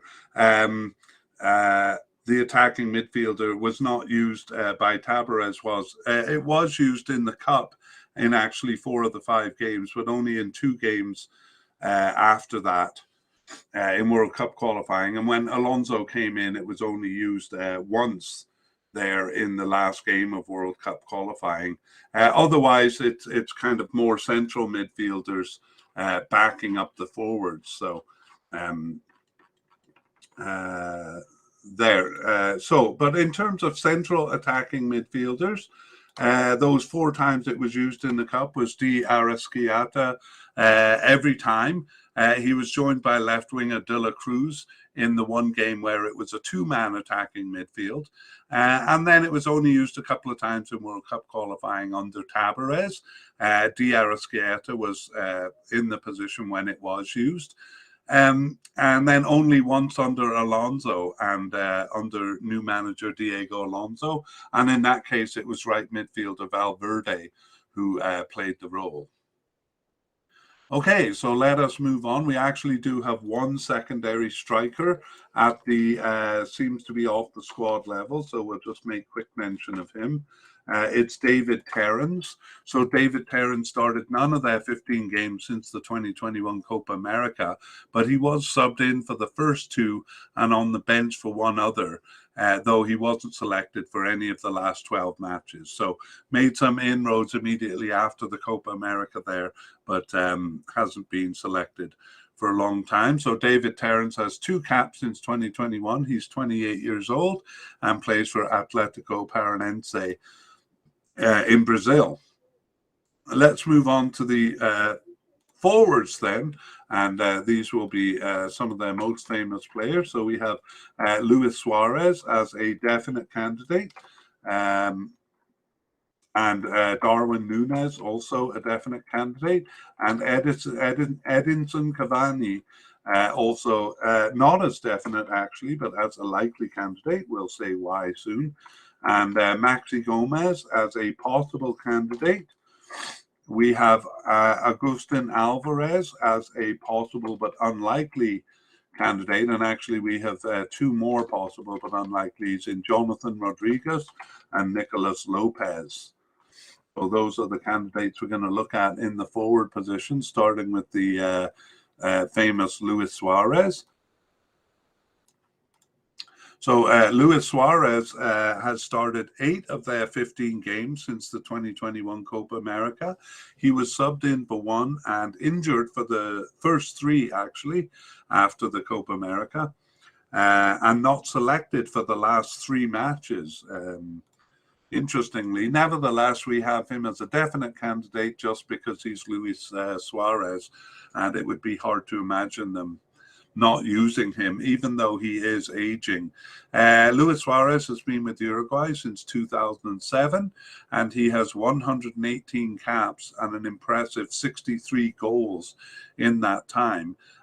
He is now 35 years old, so getting up there in age, and has recently moved back to Nacional in Uruguay. That was his first club and his youth club way back in 2005 and 6 in his first year as a senior player. And now he is back with them since 2022. He was with Atletico Madrid from 2020 to 2022, and with Barcelona from 2014 to 20, and Liverpool in England from 2011 to 2004. Sorry, I had to cough there. And his first club in Europe, no, it wasn't his first club. He was with Ajax in the Netherlands and Groningen in the Netherlands before Liverpool. So a very famous player.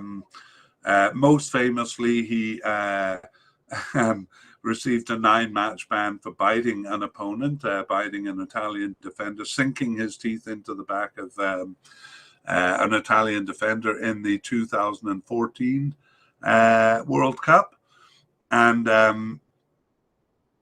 also for handling on the line against Ghana in 2010, in a 2010 World Cup quarterfinal, I believe it was.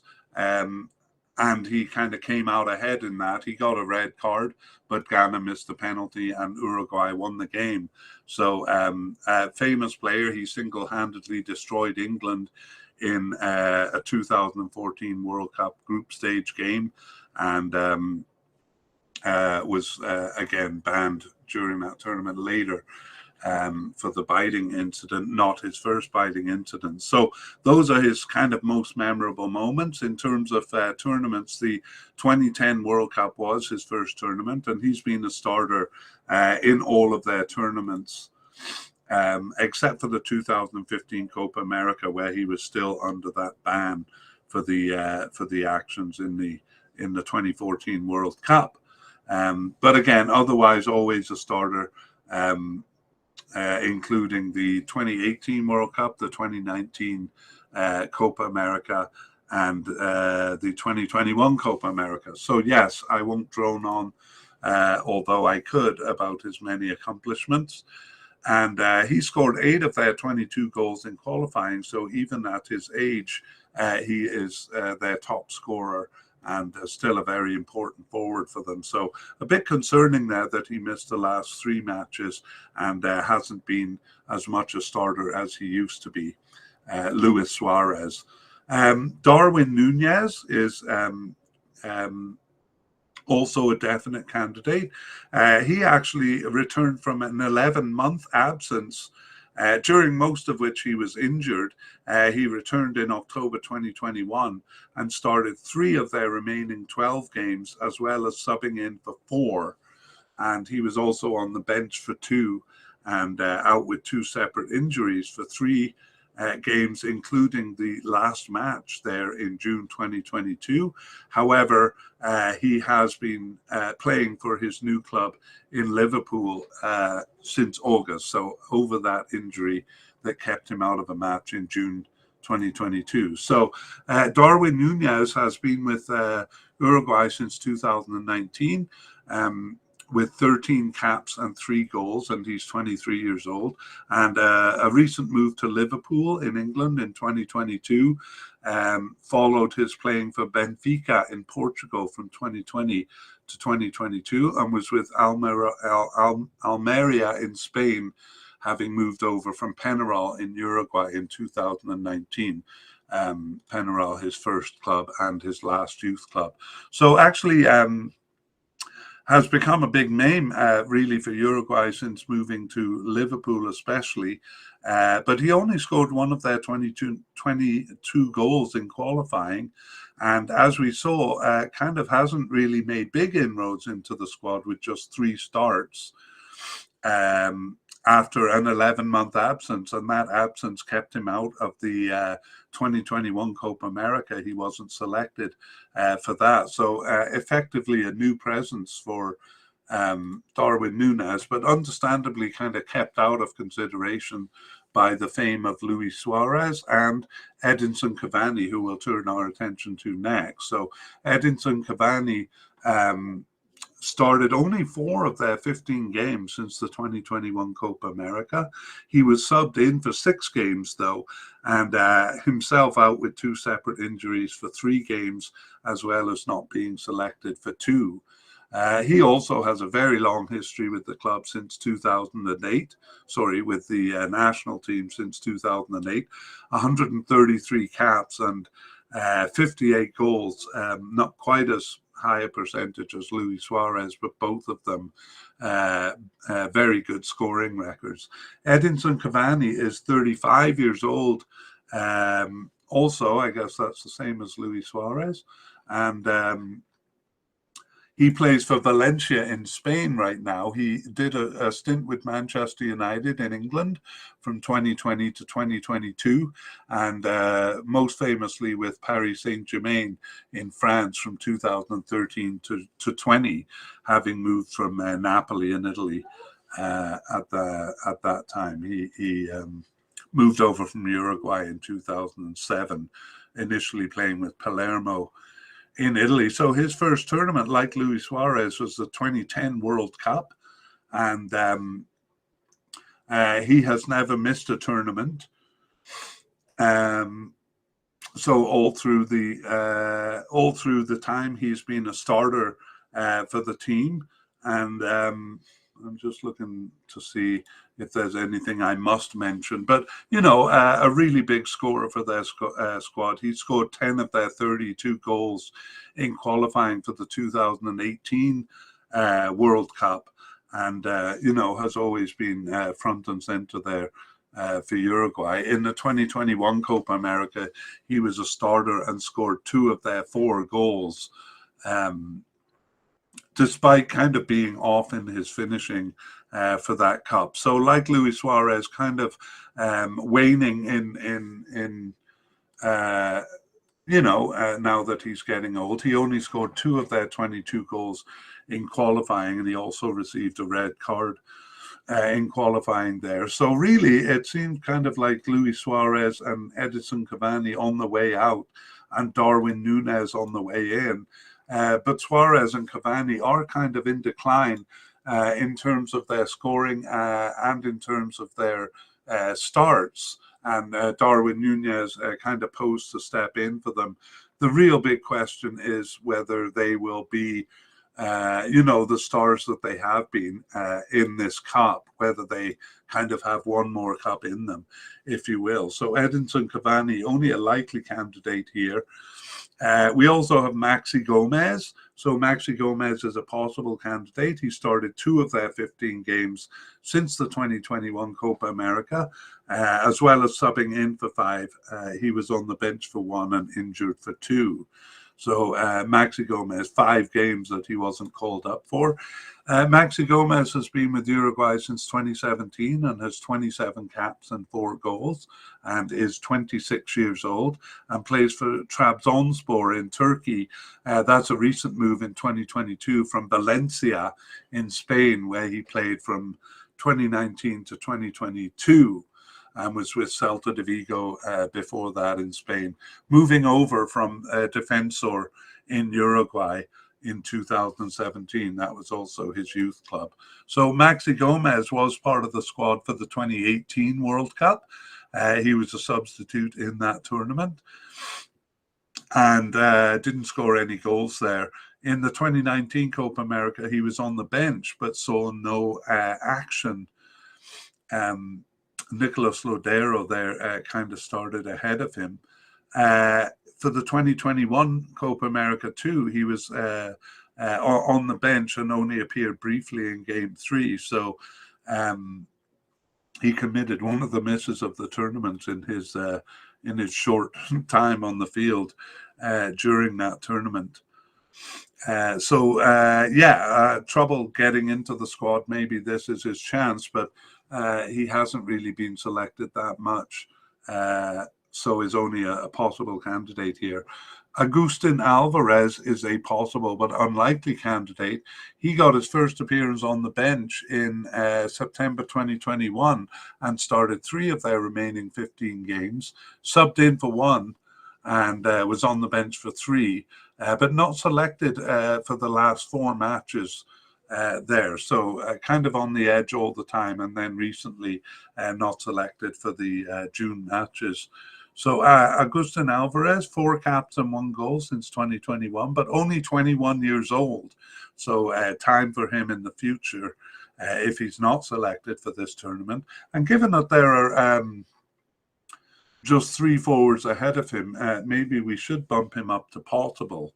But it's just missing those June games that make me a bit doubtful about his chances. Agustin Alvarez plays for Sassuolo in Italy since 2022, and he had moved over from Penarol in Uruguay, which was his first club and youth club. Jonathan Rodriguez is also possible, but unlikely. He didn't start any of their 15 games since the 2021 Copa America, but he was subbed in for 2 and on the bench for 3 others.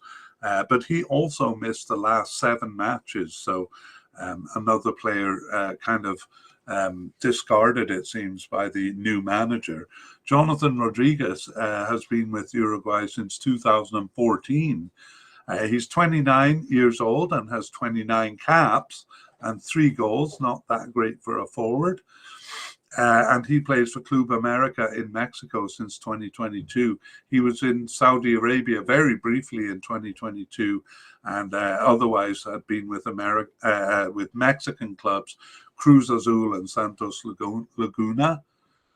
But he did play for Benfica in Portugal in 2015 and 16. Jonathan Rodriguez's first tournament was in the 2015 Copa America, but he only appeared briefly in Game 4 as a substitute there, and then wasn't selected for the 2016 Copa Centenario or the World Cup there in 2018. He was selected for the 2019 and 2021 Copa Americas, but was only on the bench, kind of brief appearances as a substitute in both tournaments there.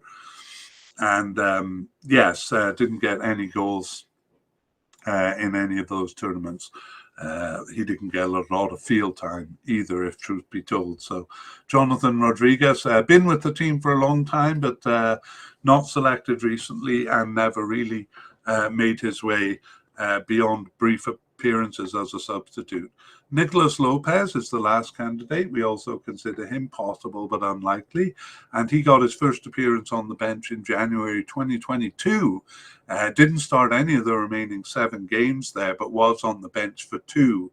And he was also injured for the last 3. So I'll just briefly speak about that. He was injured for those June games, but back in action with his club team by July.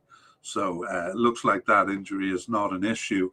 He doesn't have any caps for Uruguay and is 29 years old. So has had a lot of difficulty getting into the squad. And his club team is Tigres in Mexico since 2020.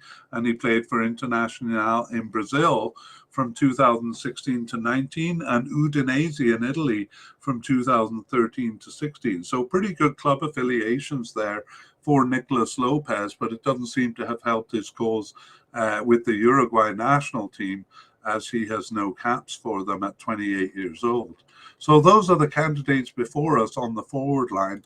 Kind of very interesting situation. And as we saw at the top of the podcast, the formation could be 1 or 2 or 3 forwards, depending on which formation they use.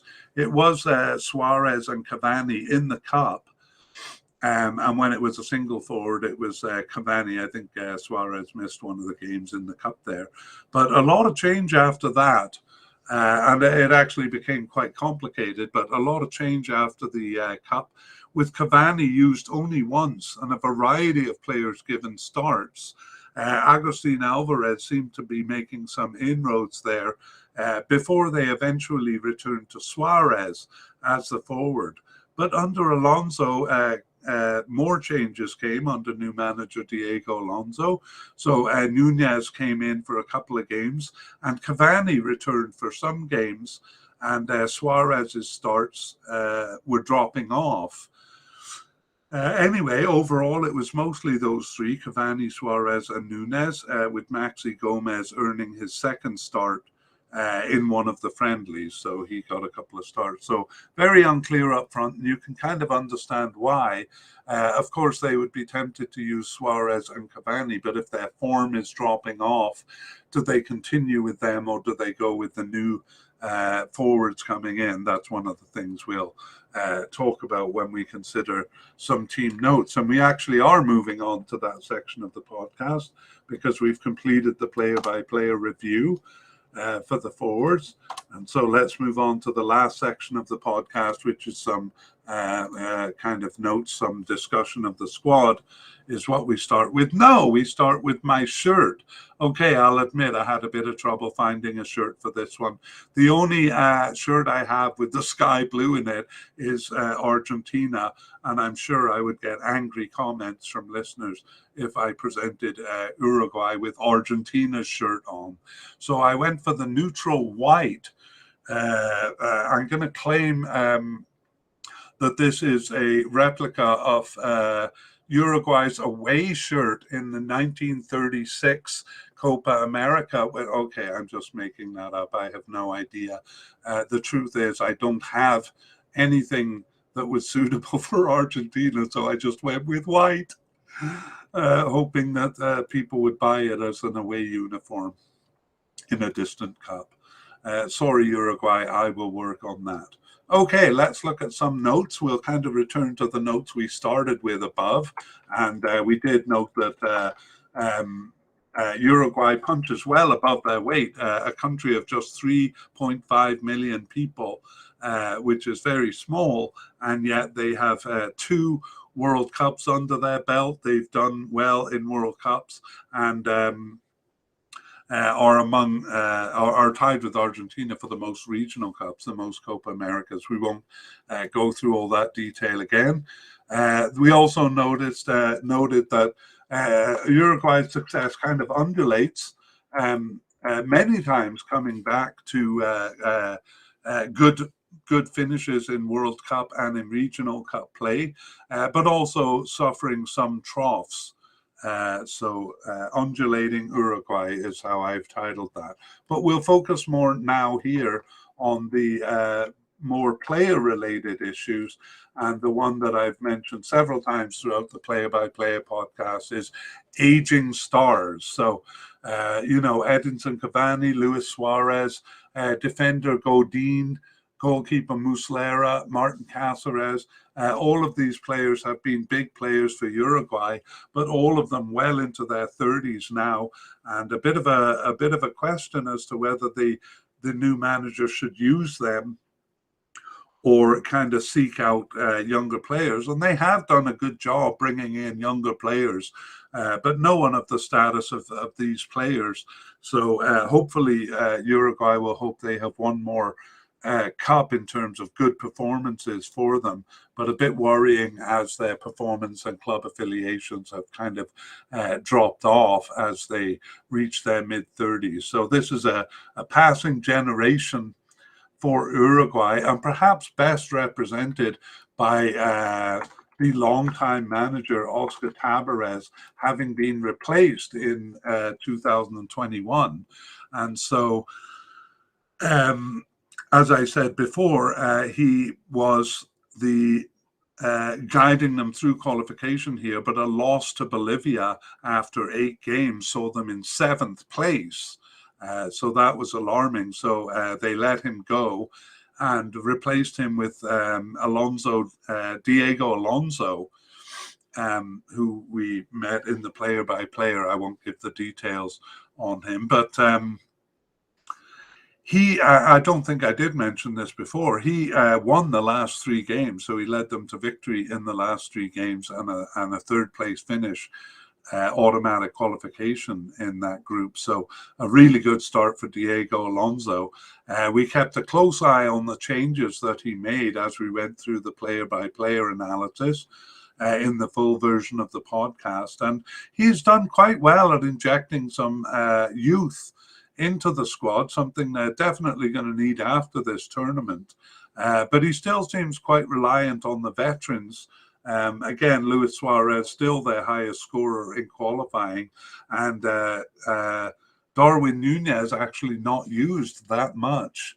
I'm sure he'll come to greater prominence, especially if Cavani and Suarez retire after this. But he has done well bringing some youth into the club, but not really using them ahead of the veterans, because the veterans still have some good play left in them. So a bit of a quandary for the manager as to which way to go with that. Let's talk about club affiliations for Uruguay. And we saw that some of the biggest players have moved back. So Luis Suarez now back with Nacional in Uruguay, but he did play for Barcelona and Atletico Madrid and Liverpool. So some big club affiliations. Ronald Araujo plays for Barcelona in Mexico, and Jose Jimenez is still with Atletico Madrid. Diego Godin, his partner at Atletico Madrid, has now moved on. I'm just trying to figure out where. Yeah, he's playing in Argentina now. Federico Valverde with Real Madrid, so a lot of these Spanish clubs. And we also have a couple of players with fairly big Turkish clubs. So Galatasaray, I think Muslera is still with Galatasaray, and Lucas Torreira has recently moved there from Arsenal in England. Really just one player from Uruguay. No, we have a couple in England too, sorry. Rodrigo Bentancur with Tottenham. Pellistri with Manchester United, but hasn't really been used as a starter for Manchester United, just kind of with them in training, as it were. And Darwin Núñez with Liverpool making a splash there. And a couple of big clubs in Brazil too, Flamengo and two players with Flamengo. And I know during the play-by-play podcast, I mentioned a few Brazilian clubs. So fairly good pedigree for Uruguay, but that's only about half the players. The other half of the players play for smaller teams, maybe LA Galaxy in USA, and teams like Getafe in Spain, and Cagliari in Italy. So I would say about maybe 2/3 of the players playing with the biggest clubs there. So Uruguay again doing very well as a small country. Let's move on to age and experience, or some statistics too. So I've been running these statistics. I'm going to try to improve them over time, but so far kind of interesting. So we look at the total number of players on the slate for Uruguay, and it is 54, but I must admit we've included some players who were kind of called up to preliminary squads but didn't even make the bench. So 54 is a large number of players on the plate. 49 is the average, but I would say overall Uruguay is about average. So still have a fairly good pool of players to draw from. Even after some of their veterans retire, which will probably be after the World Cup, they usually seem to find good talent despite the small size of the country. Total players under consideration is 32, so that's definite, likely, and possible players.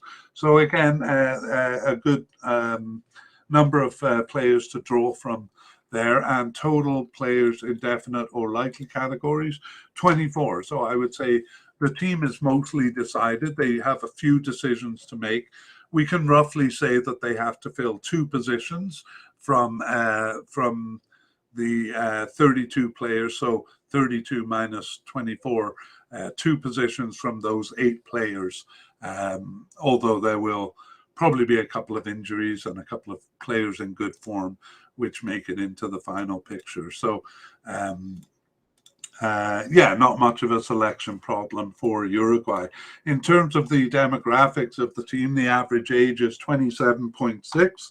So that is on the old side, although we do find a lot of teams in this World Cup are around 27. So they're not really among the oldest teams. We have Belgium at 28.5, Japan at 28.1, and I think they would be third here.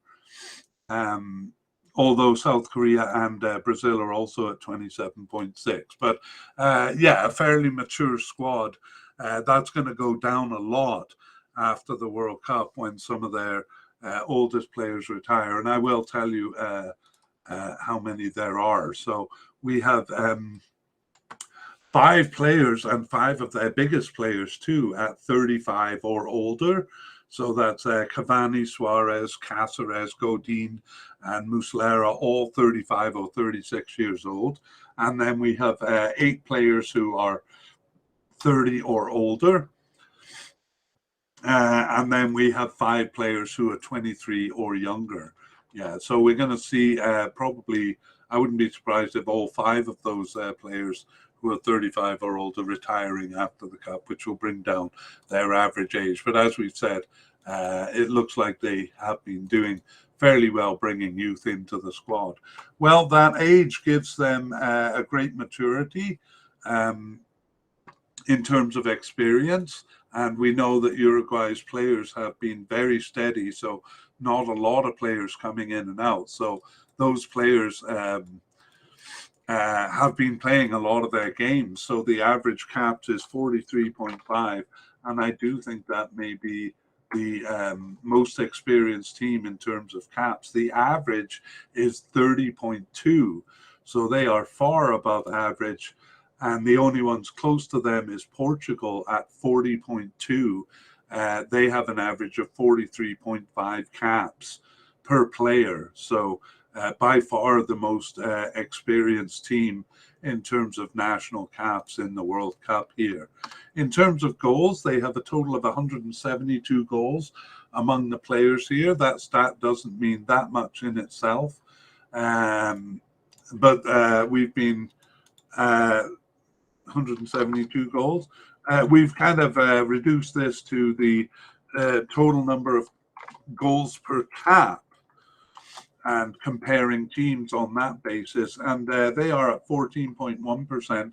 The average is 13.1%. So they tend to score more than other teams. But if we analyze that a bit more closely, we see that their scorers are actually quite limited. So we have Luis Suarez and Cavani with tremendous scoring ratios. Luis Suarez at 51.5% and Edinson Cavani at 43.6%. But there's a really steep drop off after that. And the next closest one is I won't count Diego Rossi. He has 1 goal in 3 games, but we're going to limit this to players who have played more than 20 games. Giorgio Di Arrascaeta at 21%. So that is 20% below Cavani. And then nobody else is above 20%. So even Darwin Nunez, he has 2 goals in 11 games for them, so hasn't really established himself. Maxi Gomez, the other forward, at 15%. So it just really does show how reliant they are on Suarez and Cavani, and you can understand why the manager would be very reluctant to suddenly go with different forwards, given that no one has emerged as even close to the scorers that Suarez and Cavani are. So very interesting to see what will happen in the Cup. We'll go over some of the issues here. So in defense, on the goalkeeper front, we have Rocher over Muslera. So long-time starter Muslera seems to be now a backup keeper behind Sergio Rocher. The new manager seemingly installing Rocher as the starter, although Muslera did come back for 1 game, suggesting that he is the second string backup keeper. In terms of formation, we have a 4-man defense, so they did flirt a little bit with a 3-man defense in a friendly, and I think a 5-man defense in one of the World Cup qualifying games. But it seems like a 4-man defense is what both managers have preferred. In terms of the central defenders in that, We have the long-time pairing of Godin and Jimenez. Even they were a pairing at Atletico Madrid for a long time, so very familiar with playing to each other, kind of like Suarez and Cavani up front. It seems like it would be dangerous to switch over at this point to a new pairing, although Araujo and Coates did start in the last friendly. I think that was kind of experimental, maybe giving some field time to the backup players there. But the new manager seemingly going with Godin and Jimenez. But it was a little bit of doubt was thrown in with the manager using different players in the cup. And again, the last game with Coates and Araujo, it may be a reflected image of the future after the World Cup. But if they're thinking of changing it from Godin and Jimenez, it seems a bit late in the process to make such a bold move. As far as left defender goes, we have Matthias Vina kind of holding the position for a long time, but recently a bit of change, and Oliveira seems to have emerged as a starting left defender, although Vina did come back. So it could be that he's the backup, but it doesn't seem like Vina will be the starter under the new manager. The right back, though, is far more undecided. And in fact, the manager used central defender Araujo in the 4 remaining World Cup games, which seems to have worked since they won those games. But in the friendlies, the 3 friendlies, it was a different player in each. So a bit uncertain as to what they'll do there. In the midfield, we have a wide variety of formations, so that seems pretty undecided. However, the players populating that midfield seem to be the same 5 players. So even though the formations change quite a bit, the central midfield is a steady group of players, even though they do kind of shift around among themselves. The left wing is unclear under new manager Alonso. We've had mostly De La Cruz under Tabarez, but a wide variety of players, many of them playing out of position under Alonso. So it seems a kind of an undecided position there. And finally, Palestri on the right side seems to be a clear decision by the new manager. It was unsettled under Tabarez, but Alonso has been fairly consistent in using Palestri as the right winger. And I believe, or I'm certain actually, that he played as a as a right forward one time when they had a 3-man forward line. Perhaps the biggest concern is what to do with the attack. So I've mentioned it. In terms of formation, they've toyed with 1, 2, or 3 man forward lines, and that's changed recently. I think they used 1 of each in the 3 friendlies, but more concerningly, the players have changed recently. So Suarez and Cavani didn't play as much. As many games during this period, and at times kind of seem to be off the team for a short time. So does the manager go with those veterans who are definitely aging and not in the form that they used to be, or do they bring in new players? At this point, Darwin Núñez is a consideration, but I think it would be kind of unwise to change, because Núñez and the other forwards don't score, don't have anything near the records of Suarez and Cavani. And so kind of seems to be struggling with what to do. And the last point is similar. Really, one of the key issues of the World Cup for Uruguay is, do Cavani and Suarez still have it? We'll have to find out in the Cup. Again, both of them suffer periods of non-starts. We have Alvarez, Núñez, and Maxi Gomez all coming in as starters, but none of them really matching the records Cavani and Suarez. So, but then Suarez and Cavani not as reliable as they used to be. So I think I'm getting a bit repetitive there. I apologize, but yeah, for me that's really one of the issues of the cup. Okay, let's take a look at new players. And so obviously we have Diego Alonso, the manager, who came in December. He came in, replacing 15-year manager Oscar Tabarez. But credit to him, he's done quite well, both in rejuvenating the squad and in ensuring their qualification for this cup. So props to him. Matthias Oliveira is a left defender. He's new to the squad, 25 years old, but hasn't been in a tournament before, and he plays for Napoli in Italy. And we have Damian Suarez, a right defender. He actually is 36 years old, 34 years old, but an interesting story in that he came back to the team after a 12-year absence and even kind of inserted himself in the team to the point of becoming a likely candidate. So new in the sense that he hasn't participated in a tournament before, but 34 years old, so not youthful. Manuel Ugarte, he recently, or in 2021, made a move to Sporting Lisbon in Portugal, kind of upping his club affiliation pedigree, and just 21 years old there, and a defensive midfielder. So looks like he could make his way into the squad, although that central midfield has a lot of good players. So not easy to break into. I'm just going to put one player who is at the possible level, and that's left winger Diego Rossi. So he has 4 caps since 2022 and is 24 years old. And he recently moved to Fenerbahce in Turkey. That was a step up from Los Angeles FC in USA. So perhaps that will raise his profile with the club.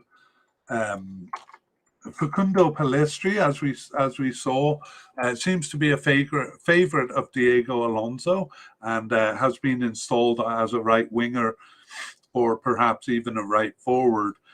He's with Manchester United in England, but if he has played any games with them, it's very few. That is good pedigree, though, and the 21-year-old has a bright future ahead of him, perhaps even in this cup. And finally, we have a definite candidate, Darwin Nunez. He hasn't played as much for Uruguay as some might think, just 13 caps since 2019, and he hasn't scored the way they hope he would, just 3 goals in those 13 caps. He's 23 years old. His recent move to Liverpool in 2022 from Benfica in Portugal, both of those big clubs, and has given him a bigger profile. He wasn't part of the 2021 Copa America, so it kind of does show how new to Uruguay he really is, or how his profile has suddenly been raised, but it hasn't really shown in his Uruguay stuff yet. Okay, we move on to injuries, and actually Uruguay are looking quite good. We did have a couple of injury scares kind of in June, and I'll start with kind of go in order of importance of the injury. We had Nicolas Lopez. He's only a possible but unlikely candidate, but he was injured for he was injured for the June games, but back in action with his club by July. So not a concern there. We also had central defender Sebastian Coates, so he is a likely candidate. He was out with he was out 2 separate times with a knee injury during the period from the 2021 Copa America to June of this year, 2022. But he seems to have recovered from that and has been playing with his club.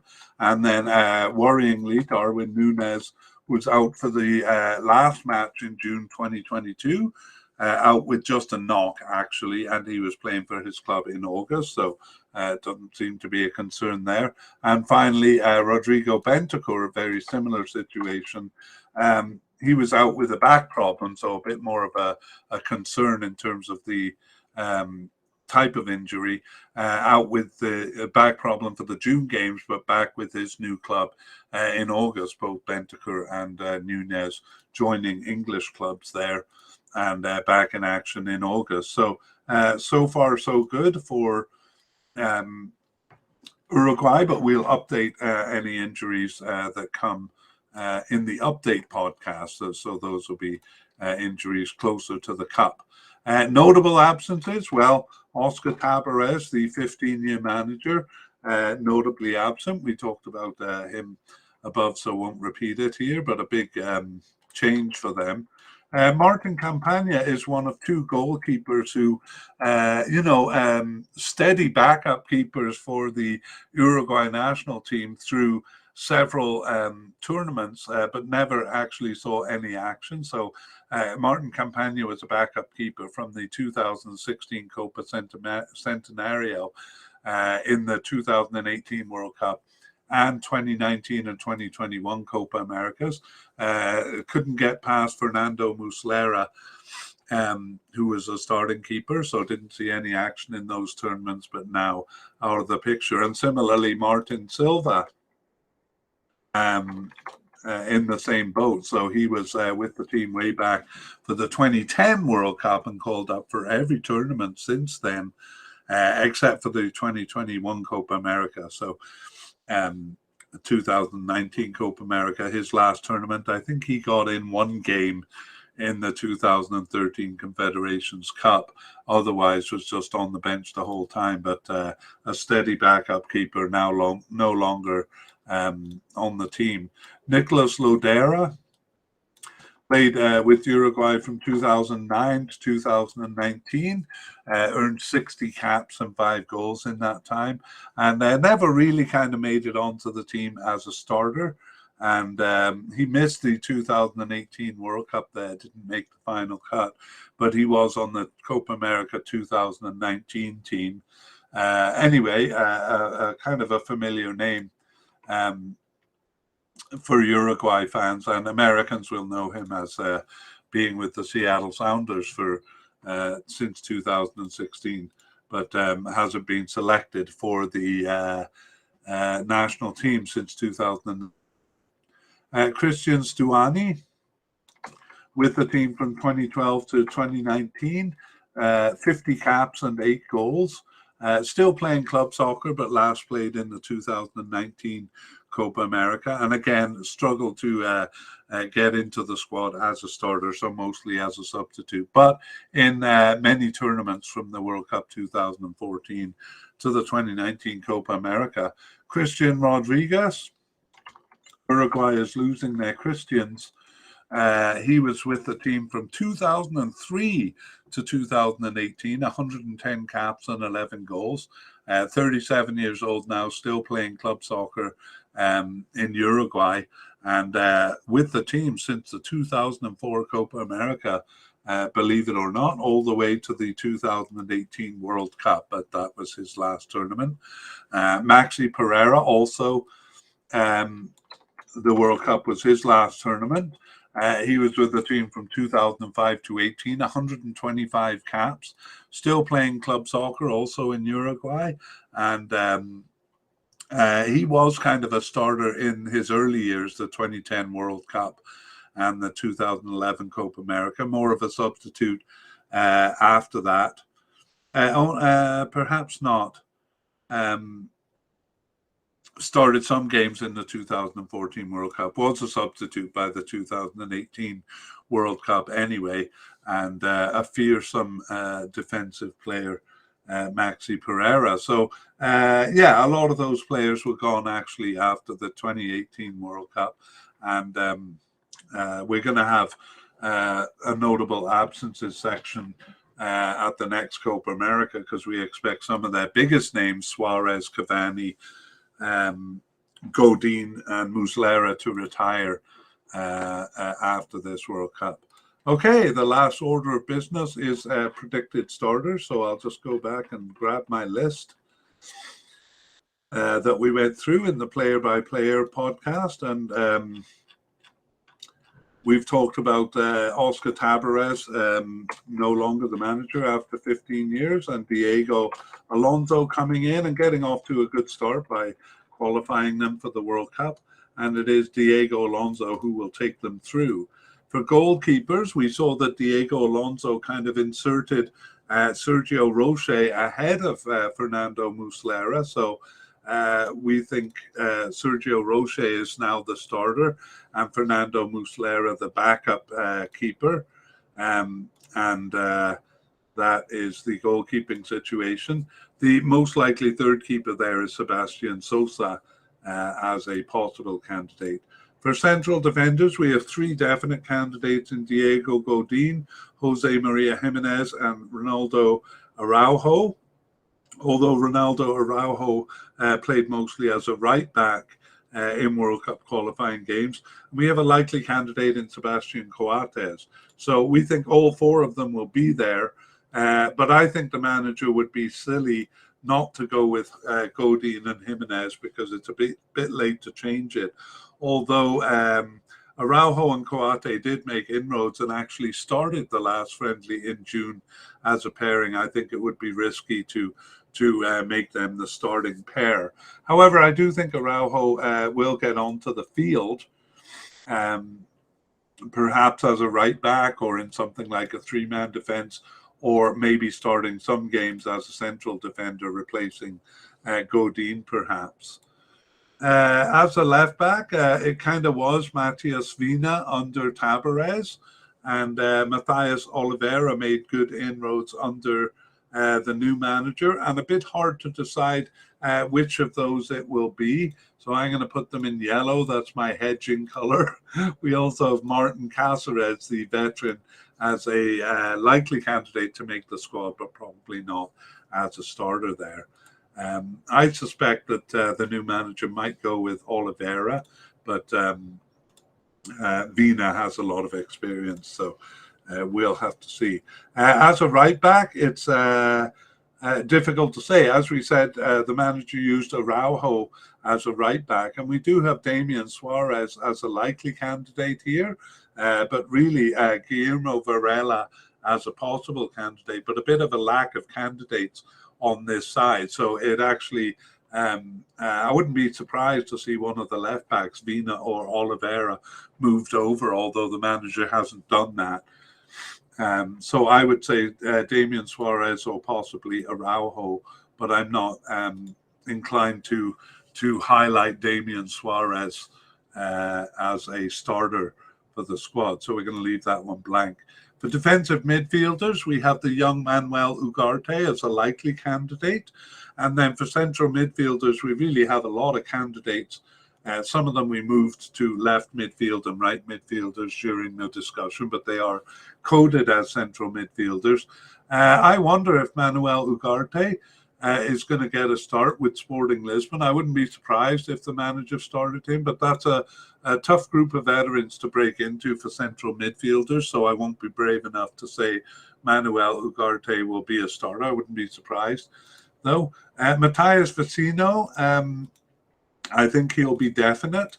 For me, Lucas Torreira seems to be used more as a player to fill the gaps, and I don't think he's as likely a starter as some of the others. So I'm going to put him as a player who will start a couple of games, my yellow highlight, but not a full starter, because I think Rodrigo Bentancur, who we've moved to kind of a left midfielder, and Federico Valverde will both definitely be starting.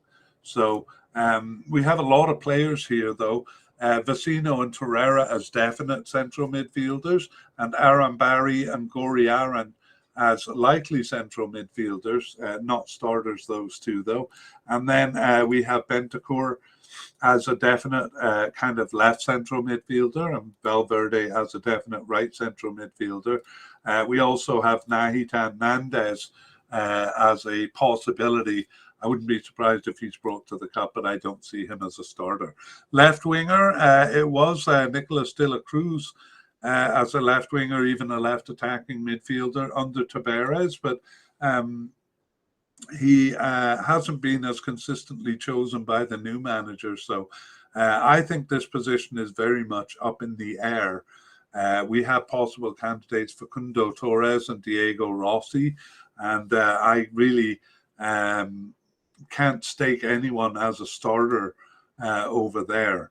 On the right side, though, we do have Facundo Pellistri, who the manager Alonso seems to favor quite a bit.